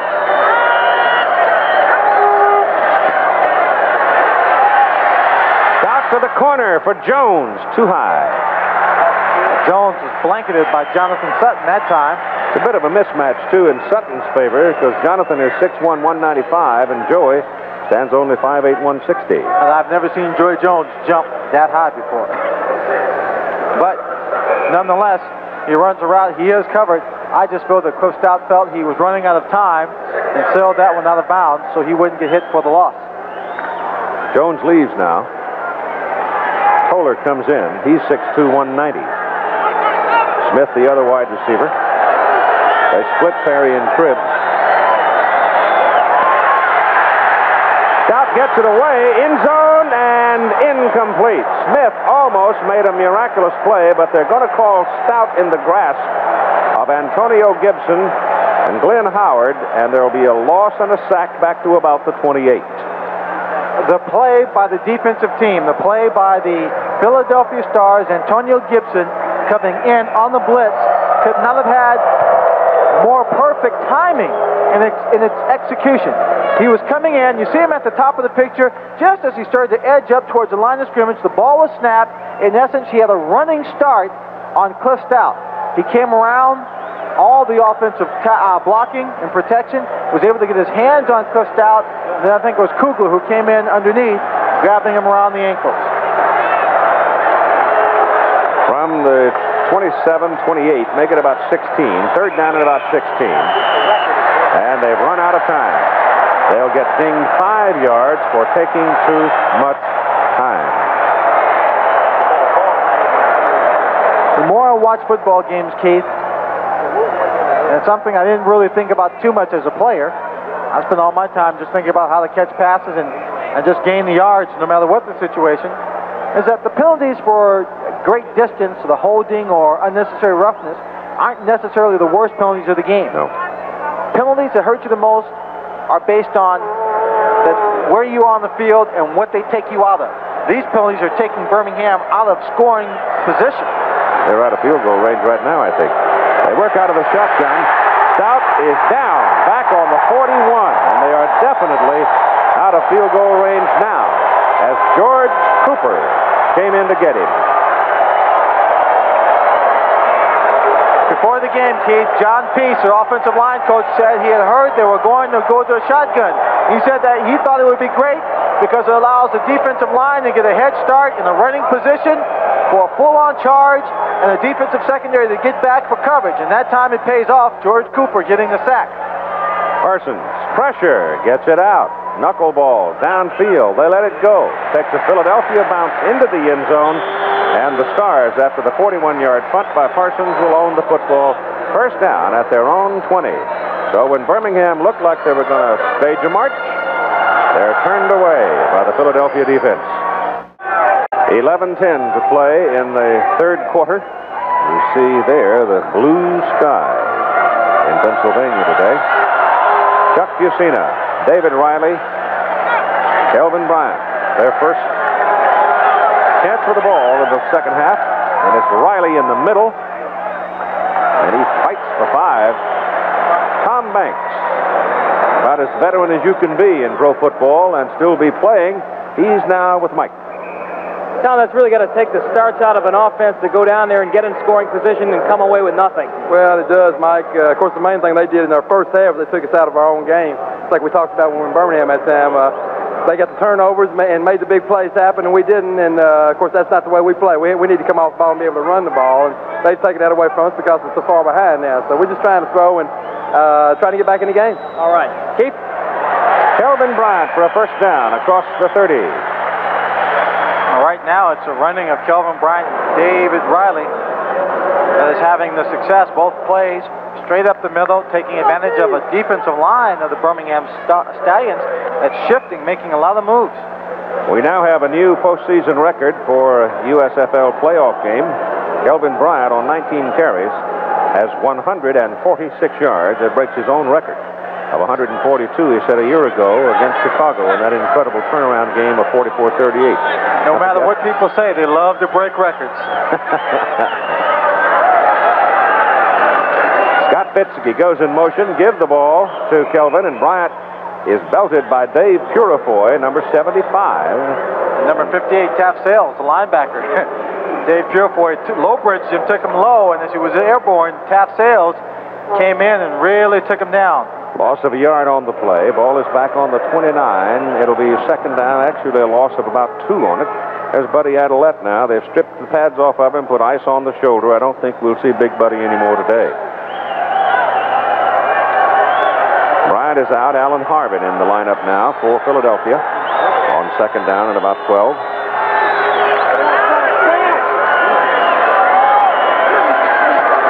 Fusina looking to throw. Gets it off. Incomplete, broken up by Robert Gentry. The pass intended for the tight end, and the first time today that Ken Dunnick has seen the football. He saw it, but he didn't get a chance to do much to it. Chuck Fusina enjoying very good pass protection here. You see number 52, Bill Rowe, coming in on the blitz. He gets it away. He just can't get it over the head on the outstretched arms of Robert Gentry. You might add there was no one behind Dunnick, however. Well, had Dunnick caught it, he's not the fastest man in the world, but he was so wide open, no one would catch him. 9:03 remaining in the third quarter. 20-0 Stars lead. And they've got 3 wide people on third and long. Fusina's pass is good. to Scott Fitzke, but it is short of the first down by a couple of yards. So that'll bring in the kicking team for Philadelphia, with the ball sitting at the Stars' 38. And of course, the punting team for Philadelphia won't take a huddle. They'll just run onto the field, line up, try and get the ball away as quickly as possible.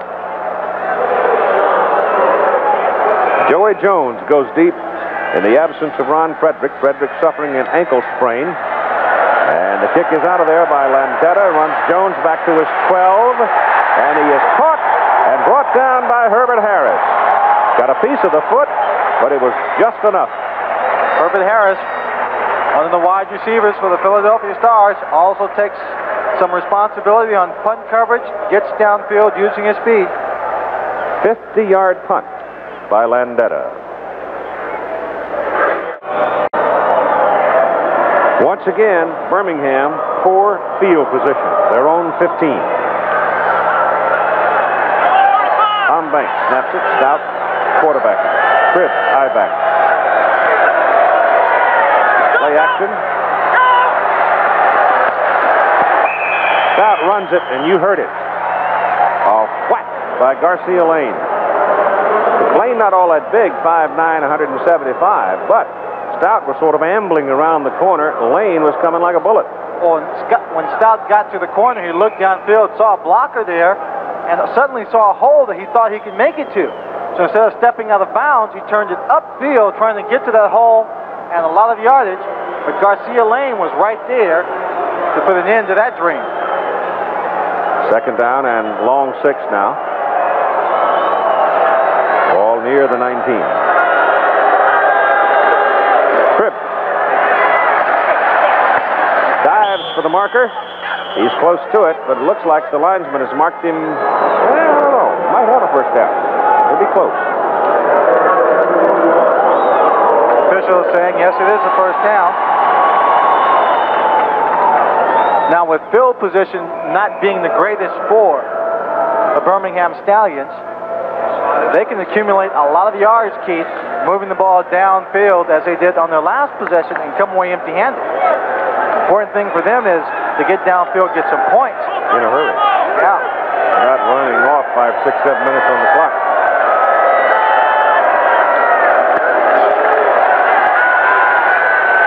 Stout's pass is thrown for Smith, and it is almost intercepted by Lush.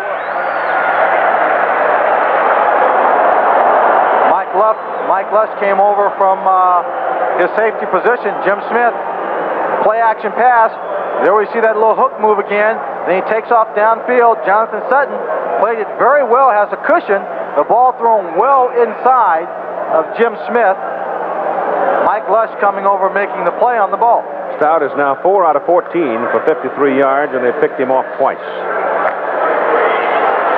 Scott Werner now in as the nickelback for the Stars. Werner comes up to the line of scrimmage showing blitz, but then drops off in the short zone.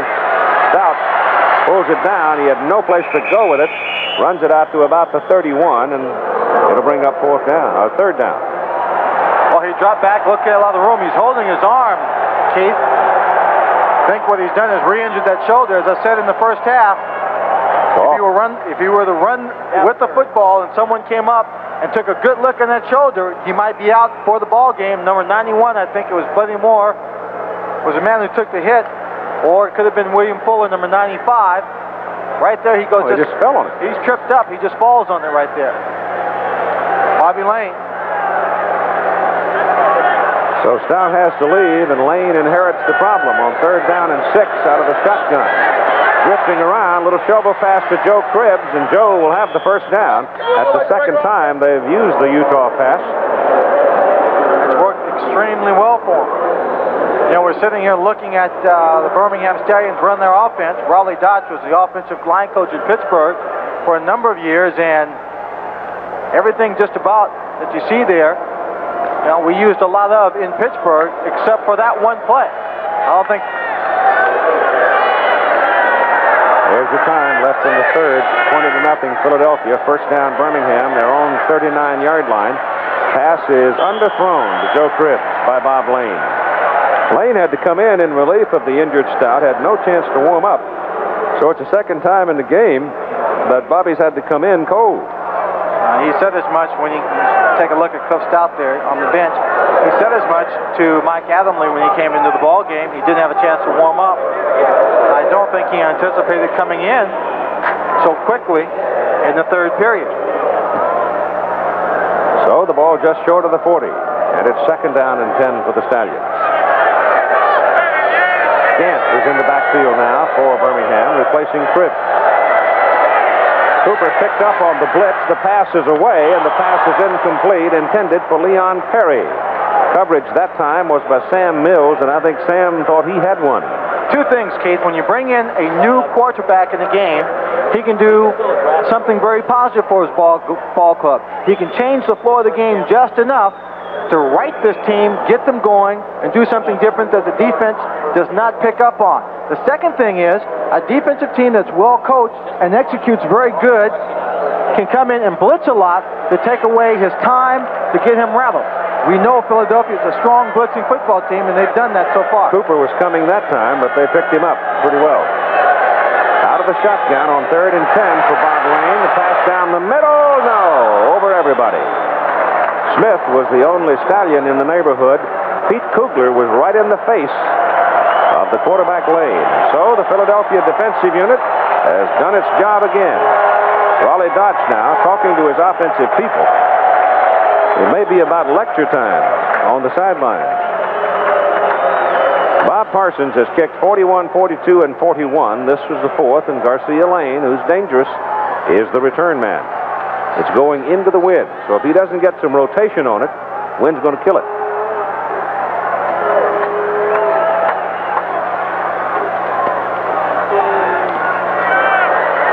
Now about the bounce. Right into Lane's hand, and caught from behind. So pretty good play downfield by Herb Spencer, a linebacker, working on the special teams. Philadelphia gets the football back. Pretty good field position for the Stars, out on their own 33. And they're sitting on a 20-0 lead. Pete Kugler, who has been given a little more freedom, apparently, in the defensive alignment, number 67 in red. Watch it. They just run a little game up in front. Fielder comes down. He comes around the outside. He comes clean. Comes just a little bit too late to actually get a sack, but he introduces himself to Bobby Lane in his own fashion. Fitzke goes in motion, and Fusina gives the ball to Kelvin Bryant, and Bill Rowe hits him right on the numbers. Every time Kelvin Bryant jumps in the air, seems like Bill Rowe is right there to greet him. I wonder if any of those fans have their airline tickets and game tickets for the championship down in Tampa. I don't know, but you know what? It's getting down to the point now with the Stars. It's kind of like leading a race by a lap and a half. You start hearing funny sounds.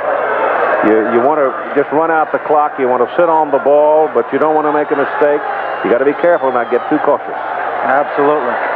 Bryant inside, nothing. Rowe and Jackie Klein team up to do it. Well, it's the defensive team for the Birmingham Stallions have been playing fairly well, Keith. They've let Philadelphia get some big plays, but they've come on and stopped some key drives of the Philadelphia Stars. They're out to a 20-point lead. It's the offense that's just been so totally unproductive for the Birmingham Stallions. But is this something to think about? First quarter, Bryant got 46. Second quarter, he got 96. In the third quarter, 0. So to show you the defense is doing its job, they made some adjustments. 3:15 to play, third quarter. Fusina back to the sideline. Pass incomplete, intended for Scott Fitzke. Gentry over, picked it off out of bounds. He picked it off, but he only had 1 foot in bounds, and if he had any notions about that 2-foot rule just being for wide receivers, well, that one is also quickly gone. One other small, subtle little thing. A lot of football fields today, the newer ones are flat. Here, you've got a 10-inch crown. Well, when he's running towards the sideline, he can build up a little more speed because he's running downfield. But when you come down, overthrow it too, though. That's right. Landetta puts it high for Jones. Looking up into the bright sun, Joey gets away from 1 and 2, and finally out of bounds. Herbert Harris ran him out of bounds. Birmingham gets the football. Pretty good field position after a 43-yard punt. And Cliff Stout looks like he's coming back out the quarterback with 2:55. American Leaguers love to make it 2 in a row in the All-Star game. Right now, Birmingham wants some points. Desperately. First down from the 38. Stout in. Gives to Cribb. Forming defense by Philadelphia. Picked up about 3 yards. Ball being started, placed on the 38-yard line was their best field position of the day, Keith. Their previous best of the afternoon was having the ball on their own 23-yard line. So it's been that kind of day for the Birmingham Stallions on offense. Cribbs has run for 53 and caught passes for 54 so far in the ball game. Second down and 7 for the Stallions. 2:20 to play third quarter. Stout runs it out of bounds. Buddy Moore was after him. Moore 6'5", 260. And Cliff took it out of bounds. He had a notion, I think, to turn it upfield, but then sure, that sore right shoulder reminded him that the last time he did it, he fell on it and had to leave the game, and he's still carrying that right arm very delicately. Looking downfield, he wanted to throw the ball to Joe Cribbs, number 20, who was involved in the pattern, but he was covered by number 54, Sam Mills, and number 26, Jonathan Sutton. The other receiver, Joey Jones, also blanketed on the play. But the tight ends have not been in the ball game. Now, Darrell Mason caught one. For the tight end. Right. Only one time, each side. Blitz is on. Mills is after him. Passes away. Cribbs drops it. Keith, he had his hands on the football. Could have brought it in. Saw the way he fell down. He almost just sat down as number 27, Mike Lush, came in on the play. He was trying to catch it, but he made his move too soon to cut back around the football, back towards the inside. Lost the concentration and lost the ball. Word from the bench was that Kelvin Bryant had a slight bruise of a leg, but he has pronounced it okay. Well, the real pronouncement will be whether he is in the starting lineup in the backfield. Yeah, may not play much more unless the game gets tighter. Parsons in to punt now, and it's a fine punt, Bubba. Hanging up for Lane at the 26, and down at the 26. Herb Spencer again, linebacker working on special teams, the first man down the field. And one of the last guys to get up is Scott Warner, who likes being the nickel back in the defense, but does not like having to play on special teams. And of course, the nickelback's got to be on special teams. And Scott says, man, you get hurt out there on special teams. I don't know of a player that loves to be on special teams. Now, my old roommate back in Pittsburgh is Franco Harris, and I'm going to say this because he happens to be sitting right up here in the booth. I've never seen him on the special team. You won't either. I don't think they could ever get Franco to play on the special team. It's only got one body. It's got to last. Well, that one's lasting. Giacina back on first down. Goes to the sidelines, and Fitzke is tangled up with Dennis Woodbury, and Scott had turned back upfield. In the meantime, the ball's gone. Way down yonder. I think they were running it. They had an option on that route. Scott Fitzke had the option of either taking it deep or breaking it off at a certain point downfield, coming back on the sideline. Chuck Giacina read it deep and threw it. Well, the winner of this one has the ticket to Tampa to face the Arizona Wranglers, 8 o'clock Eastern Time here on ABC. Going to be playing in Tampa Stadium. Philadelphia losing by 2 points in the title game a year ago to the Michigan Panthers. And they want to go back and try it again. And right now they're sitting in the catbird seat. Giacina shoots one. Could have been picked off by Gentry. Pass intended for Dunnick. Well, they go to the tight end again. Let's go down to the field. Mike Adamley is with Mike Lush. Michael, you're taking a page from another Philadelphia star, Steve Carlton, throwing a shutout today. I don't think they figured out your coverages yet. No, they haven't. You know, they have a few very, very obvious tendencies, and our coaches are well aware of it, and they've been calling the plays, our defensive plays, very well, and we've been fortunate enough to be on top of them. For instance, what are some of those tendencies? Well, in far backs, and they're always a play-action team. They really have a tendency to run the ball and try to get to a play-action. So we kind of figured out what they're doing, and our defenses are being called correctly so far. Well, I would say good work. Thank you. Keith? Thank you, Michael. Third down and 10 now for the Stars.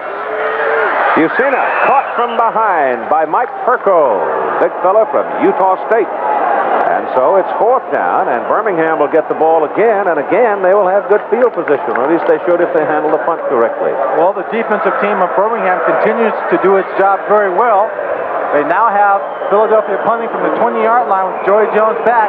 The offense, once they get the ball, will have to try and score very quickly as time is becoming the ally of Philadelphia. Landetta knocks it out of bounds.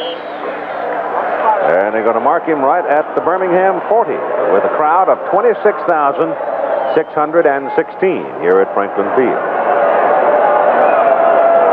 I don't know. Miles Tannenbaum is the principal owner of this franchise with a number of minority stockholders. Carl Peterson's the general manager. The television ratings in Philadelphia are astronomical. And I would certainly think in an Eastern Conference Championship game you would get more than 26,000 people out here. But you didn't. That's Carl Peterson there. Graduated from UCLA. Spent a number of years working for and building the Philadelphia Eagles. Maybe they can translate the high television audience into tickets for next year. So this is a very exciting football team. Little swing out to Perry. Boy, when things go bad, it's like trying to go home after your honeymoon on a flat tire. Well, it's like trying to put out a California brush fire after no rain for about 6 months. There's no reason in the world he shouldn't catch that football and run for 20 yards. Well, 9 out of 10 times he will catch it. At that time, for whatever reason, lack of concentration, just thinking about making the big play, took his eye off the football, turned upfield just a little bit prematurely. Birmingham has to score quickly now. 1:05 to play in the third quarter. 20-0, Philadelphia. This is Cribbs bouncing to the outside and goes out of bounds near the 47 of Birmingham. Nice bit of running by Joe Cribbs. He didn't have a hole at the line of scrimmage, bounced it to the outside, used his speed to outflank the defensive team, turn the corner, and instead of having it second down and 10, it's third down and a long 3.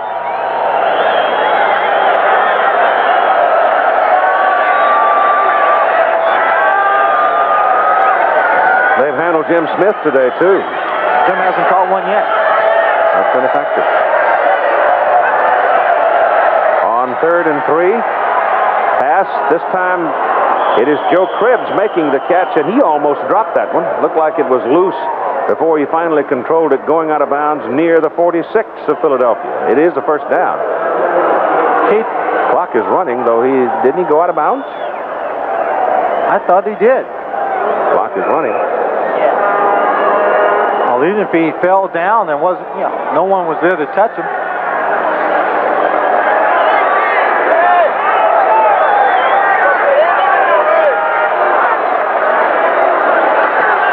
Up the middle, Tripp.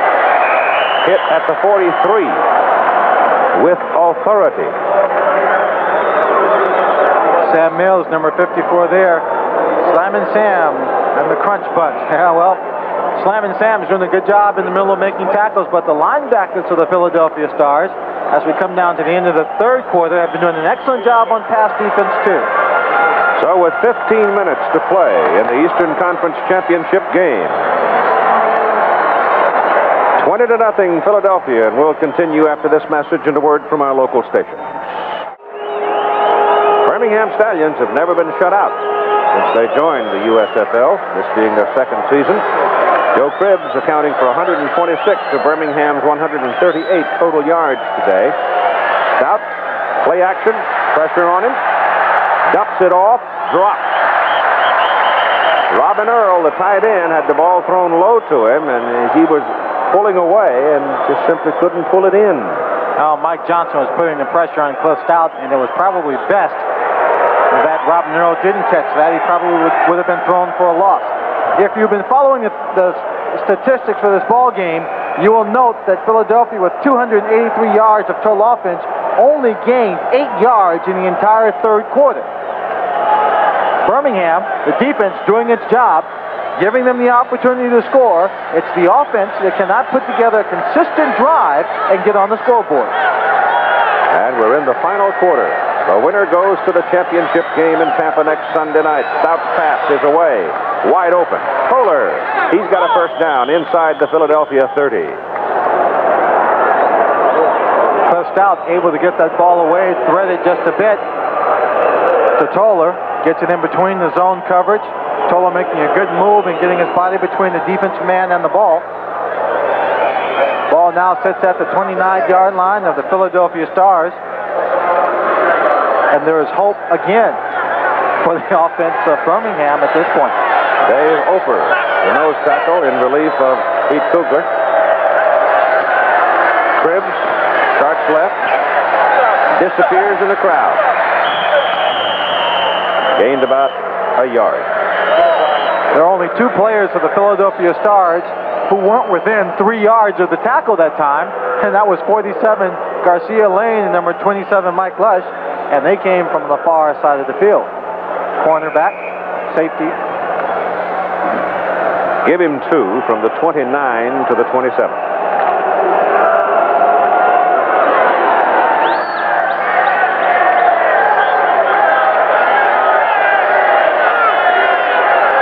Jones wide, Stout back, looks for him, goes to him, Joey catches, 15, 14-yard line. Garcia Lane. Jones is very quick. Cliff Stout hit very hard by number 96, Don Fielder, just as he released that ball. Just barely got out of the way. Don Fielder, first-year player out of Kentucky. He's number 96. You'll see him at the top of the screen. Loop around, and just as Cliff winds up, he's hit and dragged down. Mark it on the 13, and a first down for Birmingham. Philadelphia's 13. And Cribbs is cut down. Oh my gosh, Pete Kugler almost sawed him in half. Number 58 was also there, George Jameson. You don't see Cribbs stop that suddenly. Well, often. Take a look at Kugler. He's playing right over the center. Tom Banks, he's a nose man. He loops inside, goes between the guard and the center, and he's right there. Just a great job of the defensive line executing the design play. He was slanting to his left, to his right. Play was going right by him, was able to reach out and grab on the Cribbs. 2nd and 10.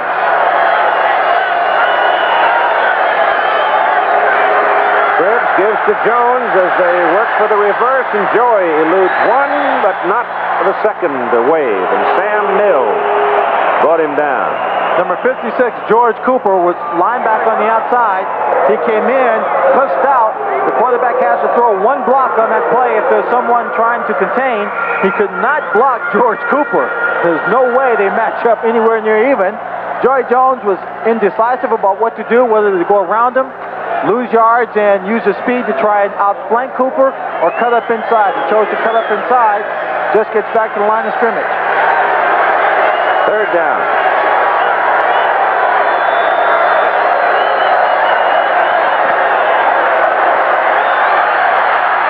Sacked him. Don Fielder. Keith, I was about to say, barring a turnover or a major penalty, that Birmingham was in position for a field goal. That sack there almost took him out of it. But Miller will now get his first chance to put some points on the scoreboard. Danny Miller. That's the 5th sack of the Birmingham quarterback, totaling 45 yards in the ball game. Bobby Lane is the holder.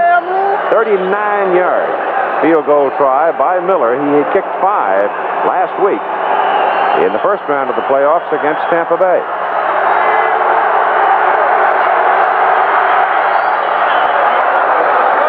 It's good. So Birmingham continues. They will not be shut out today. With 11:03 to play in the football game, it's now Philadelphia 20 and Birmingham 3.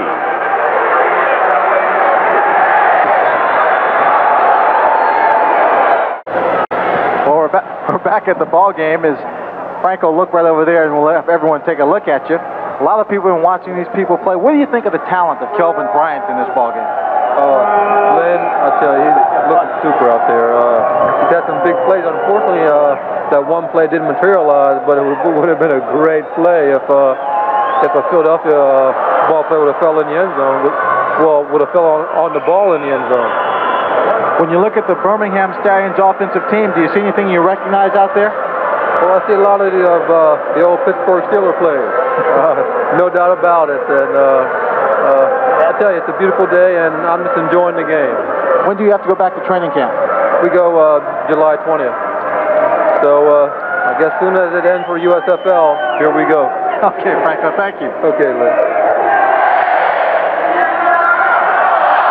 The Birmingham kick coverage team did its job. They pinned McCants down on the 11 after Mark had fumbled that kickoff.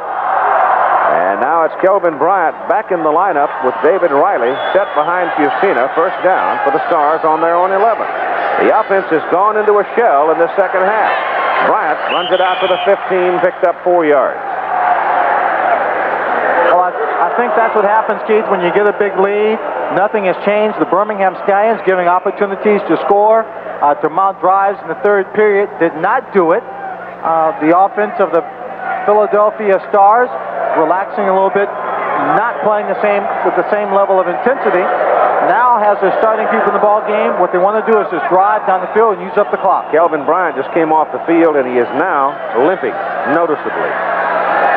Thomas in replacing him. No, Harvin replacing him. And it's Alan Harvin with the football. To the outside, Harvin goes short of the first down as he's knocked out of bounds up around the 17.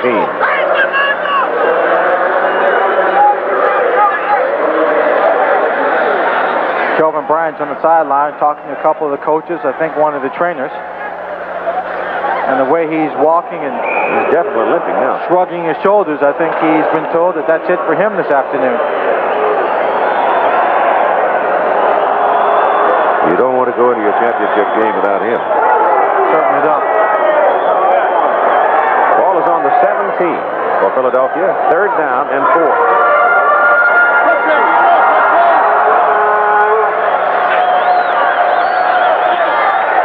Birmingham's going to have awfully good field position if they don't pick up a first down here. They send Riley in the middle, and Herb Spencer is right there. And they are short of the first down, and now Landetta's got a punt into the wind. Now Joey Jones going back to take the punt. Unless Landetta hits a special kind of a howitzer here, Birmingham's going to be camped around midfield. The conservative play of Philadelphia reminds me of... The kick is away, and it is right at midfield, 49 yards, as a Philadelphia man, Mark McCants, the hot man on the coverage, was downfield. He caught it. There was great pressure on Landetta. Sean went into his full feigning act and didn't get a call. And it's a 30-yard punt and a penalty coming. I started to talk about the conservative play of Philadelphia, Keith. You remember last year when they played the Chicago Blitz? No flag on the play. The play is legal. Yeah, I thought so. He just came down and caught the ball rather than let it bounce upfield. But when they played the Chicago Blitz, Chicago had the lead, got very conservative, and lost that ball game late in the game. Look at Sean Landetta. He gets a ball off. He runs across. He tried, didn't he? He tried.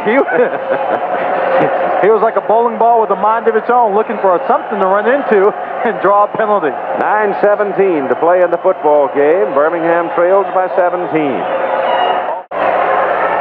The Birmingham Stallions, trailing by 17 points, have the football just short of midfield with the wind at their back. And Cliff Stout, playing with a sore shoulder, is in there.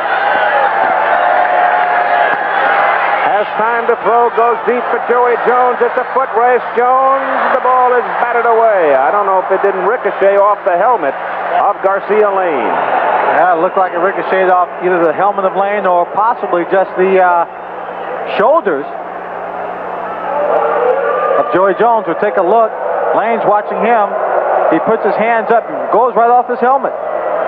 You know, official just as easily could have thrown a flag right there, as Garcia Lane was not looking at the football, raising his hand, space guarding Joey Jones. Second down, 10.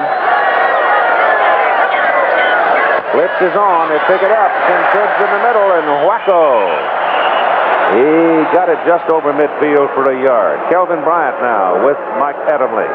Kelvin, you lifting off the field after that last offensive series. Are you all right? And would the coaching staff elect to hold you out for the rest of the game for next week?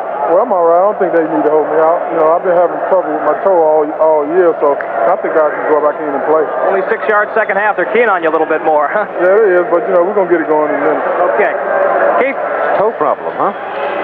Turf toe. It's like a dislocation. Kept me out of 2 ball games one year. Painful. Stout back. Gonna run. Flips it outside to Perry. It's legal. It's lateral. Perry rolling. And first down at the Philadelphia 10. Oh, you talk about improvising. Making moves on the field. Right there, Cliff Stout using his mobility. Using Leon Perry, his fullback. He drops back like it's going to be a pass. I don't know if it's designed or not, but he spots him, makes him stay to the outside, and last minute flips it out to him. Looks like Oklahoma out there running a wishbone or an option. And it's first and goal to go Birmingham on the Philadelphia 10 with 8 minutes and 5 seconds to play. It ain't over till it's over, like Yogi said. Yeah, we all know what he meant. Whether it was...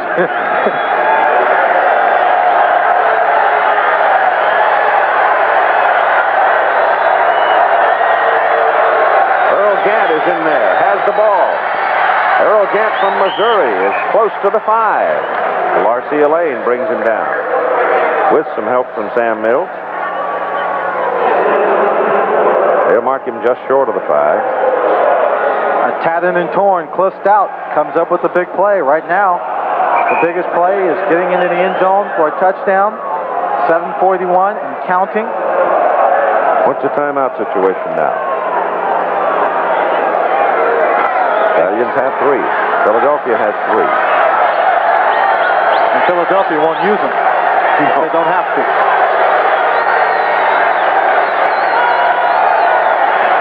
Blitz is on, and it works. Mike Lush stepped into the gap, blitzed, and guessed right. He got Joe Cribbs' ankle just as he started to turn upfield, and Cribbs is hurt. Look at everybody on the line of scrimmage. The people up front, they're going to engage the offensive linemen, take them on, and someone's got to come through the gap. If they engage them and widen them out a bit, it's Mike Lush shooting through from the safety position to take Joe Cribbs down. And right now, there's an injured ball player still on the field. That's Joe Cribbs. He took him out about knee-high. You hope that it's not a serious knee injury for Joe Cribbs. We'll take another look just to see if we can see where the contact was made. 27 is Lush in the center, bottom of the screen. Kugler in front. He steps in between Kugler and Fielder, shifting, faking, comes back to his right, shoots the gap. There's the hole, and right there he just takes Cribbs. He put his helmet on the left quadricep, and that looks like where the bruise is, and Joe Cribbs is going to leave the game.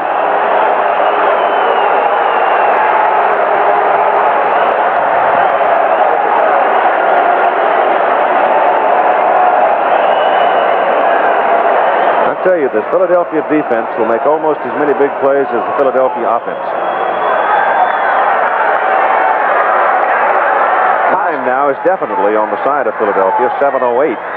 Birmingham trying to get in the end zone. They haven't seen the end zone all day. The only thing they've had is a 38-yard field goal by Danny Miller. Really? And last year, the defense of Philadelphia did a lot of bending without breaking. This year, they don't bend as much because Pete Kugler and William Fuller are breaking backs. That's right. And those linebackers are getting better and better. Those Gibson and Lush are both in their best positions now. There's a loop for Smith. He's got it Touchdown, Stallions. He got behind Jonathan Sutton, and Stout looped it over his head, and now Birmingham's got 9 points. When Jim Smith, John Stallworth, and myself were all in Pittsburgh, whenever we had the ball this close to the end zone, it was a fight to run this very play. We all felt no matter when it was run, we could score a touchdown on it. Jim Smith makes a great move to the outside. The geometry of the play is so tough on the defensive back, he just can't really cover it perfectly, especially when Jim Smith takes a short split to give himself some room to run to the outside. Danny Miller is in for the extra point try. If he makes it, or he already holds the USFL record for the number of extra points in a season, this will be number 70 if he hits it, and he does. So you got a 20-10 ball game here in the fourth quarter with 6 minutes and 45 seconds to play in the ball game. And the winner of this game plays for the championship next Sunday night against Arizona. Joe Cribbs has a bruise in the upper leg in the quadricep area near the thigh, so he's resting that for a moment. Right now, it's Philadelphia receiving the kickoff. And one of the officials has stopped it. And is he going to charge Philadelphia with a timeout? I don't know for what reason. I guess he is. Well, I think what they may have done is they spotted something on the Birmingham line. They may have had the regular kickoff return team in. Jim Moore is down there talking to his players. Well, they had Werner up on the front. They had some of the people up on the front. Defensive backs.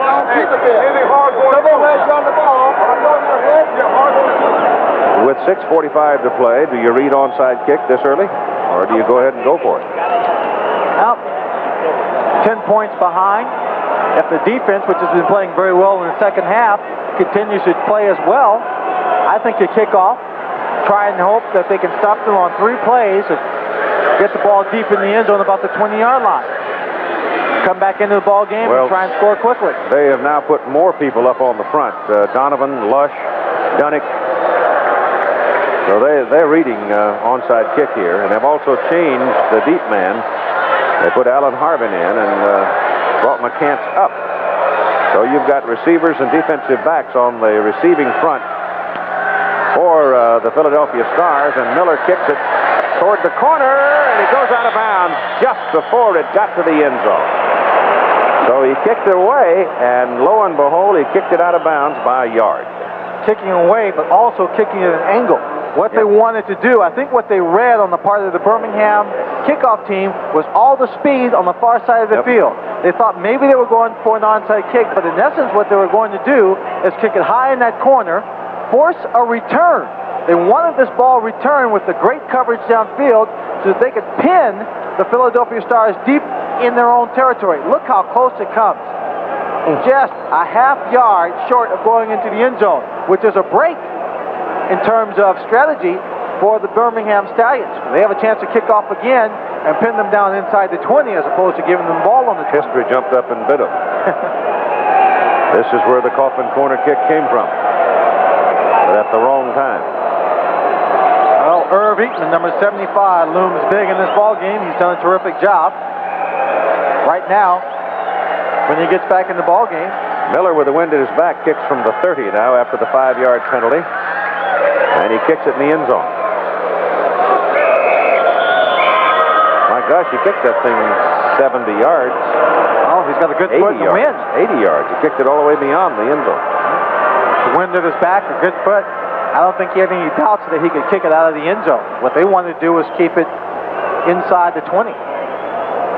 Stars have been very ineffective in the second half, and Jim Mora was on the offensive unit's case about 3-4 minutes ago. I mean, he was giving them what for on the sidelines. And he should. Right now, 6:34 to play in the ball game. The Stars lead 20-10.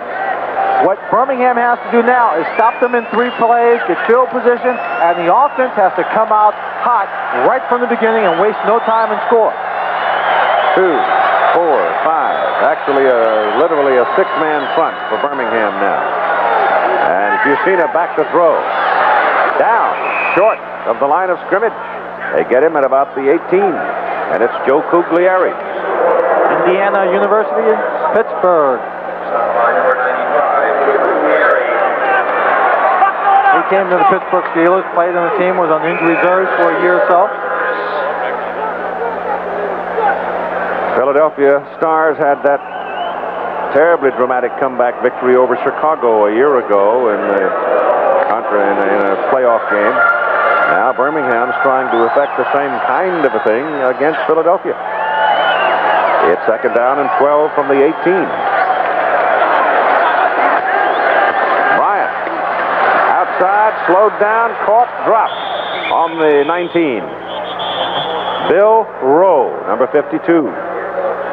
In effect, with one wide receiver in the ball game for the Philadelphia Stars, Birmingham has loaded up the big people on the front to put pressure on the passing game should they try and pass, but also get people into the backfield very quickly to stop the running game, shutting everything down at the line of scrimmage.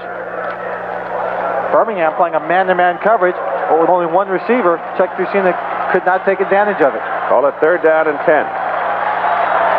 They almost have to throw, don't they? Yep. Think you're going to get man-to-man coverage and some kind of blitz. Passes away. Collier is there. First down. Philadelphia, that's the 31. A big mistake by Robert Gentry. Big mistake. We heard Bill Rowe in the second half in that interview with Mike Adamle talk about bringing the defensive people up tighter in man-to-man coverage while the defensive team blitzed. Gentry just gave Willie Collier too much room. He makes a little move, spins back to the outside. He gets just enough for the first down, and precious moments on the clock continue to tick off, and the way for many kind of comeback hopes for the Birmingham Well, they got Stallions. 4 more snaps, for sure. They're going to force Birmingham now to start spending time out.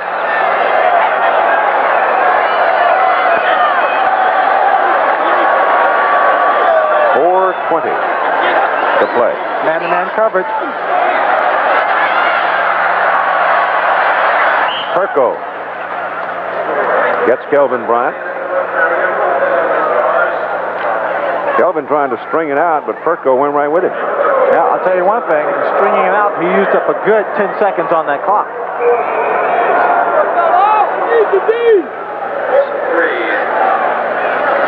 Loss on the play is back to the 27.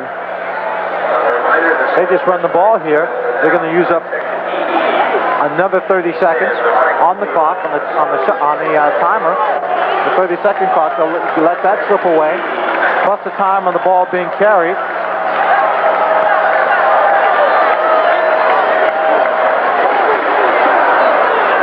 Bryant is held at about the 16. Joe Cugliari again makes the defensive play. So the Philadelphia offense has just been shut down in the second half. Completely. You might see some tempers flare a little bit as they are right now. Kelvin Bryant having a few words on the field with Mike Perko. They're not just going to hit Kelvin Bryant or David Riley or anyone, Alan Harvin, who carries the ball. They're going to hit them, stand them up, and try and strip them of the football, which means that running back may take a few more hits when he feels like, well, I've stopped running, so you stop hitting me. It just won't happen that way at this moment in the ball game.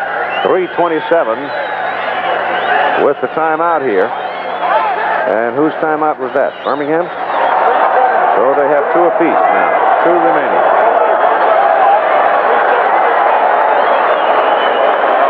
I like Gold. 866 got a flush. I like Gold for some reason. I just think that Tommy's the guy. I don't think we're going to first down in 3 seconds.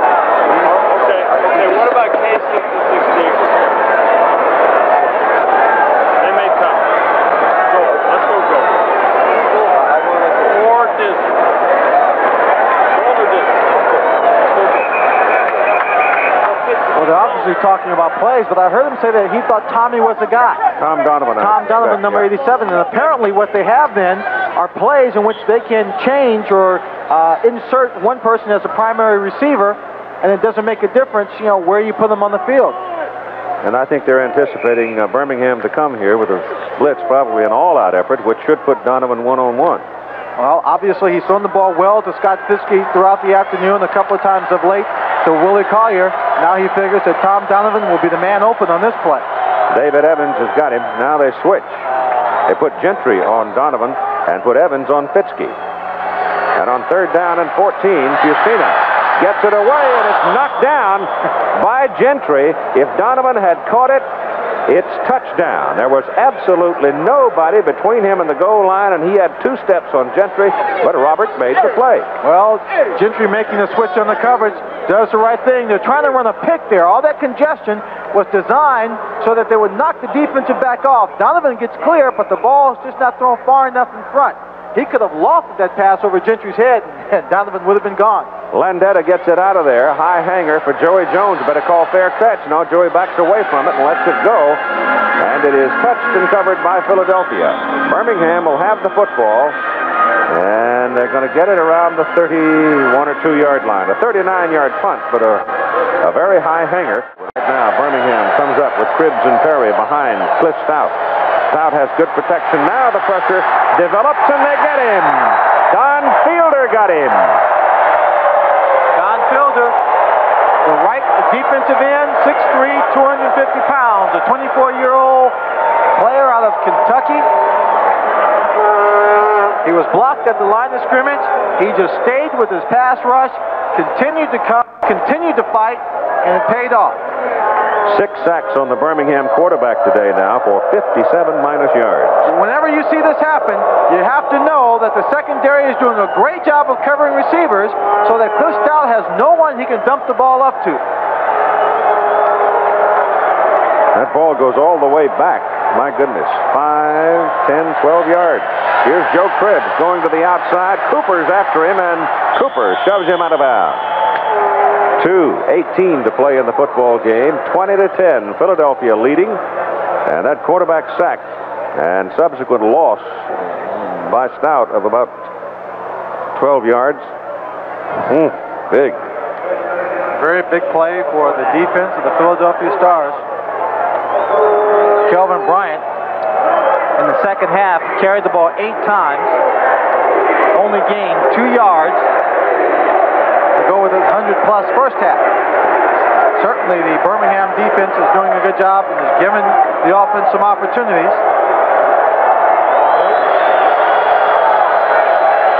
Shotgun for Stout. Runs away to the sidelines, gets the ball upfield, completes to Jim Smith, but short of the first down by 2 yards and the tackle by Garcia Lane.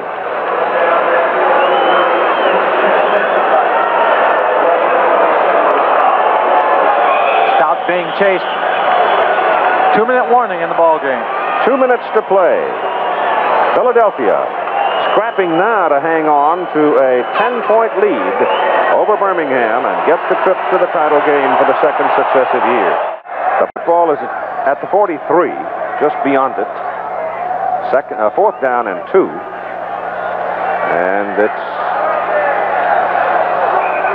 well, it must be about the 7th time in this ball game where Birmingham has had to have a play. And they have not done it consistently.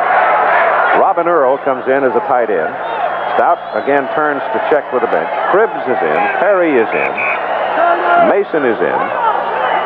It's been a very interesting ball game in that the tight ends have just been utterly ignored. I think they've only been responsible for 1 catch in the entire ball game. Maybe 3 passes have been thrown that way.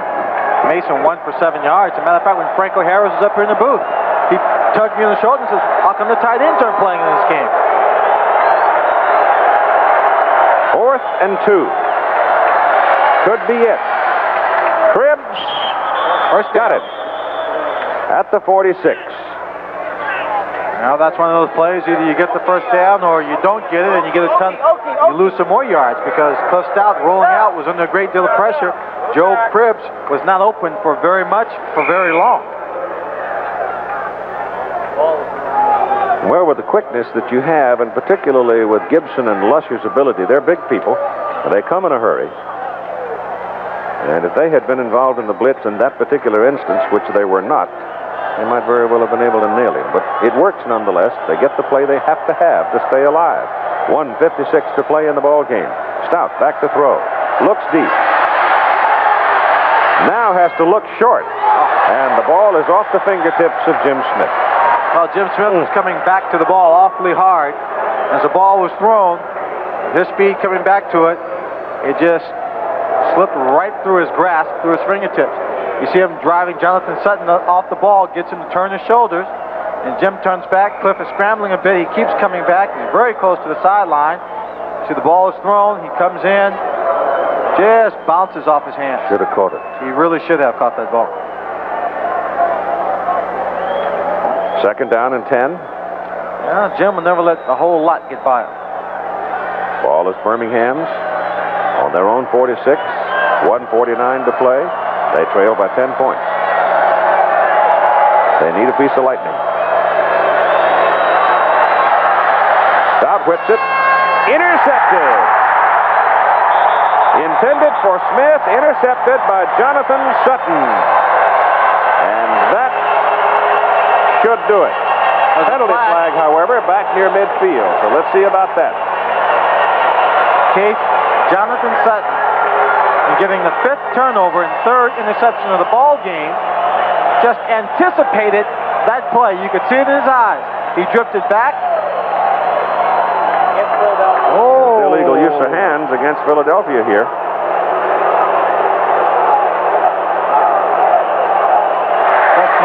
It's after the interception, though. Because they come back to the point of the interception where the play was blown dead and assess the penalty. Jonathan Sutton just picked it off, anticipating that throw. Doing the return. Doing the return. Illegal block above the waist.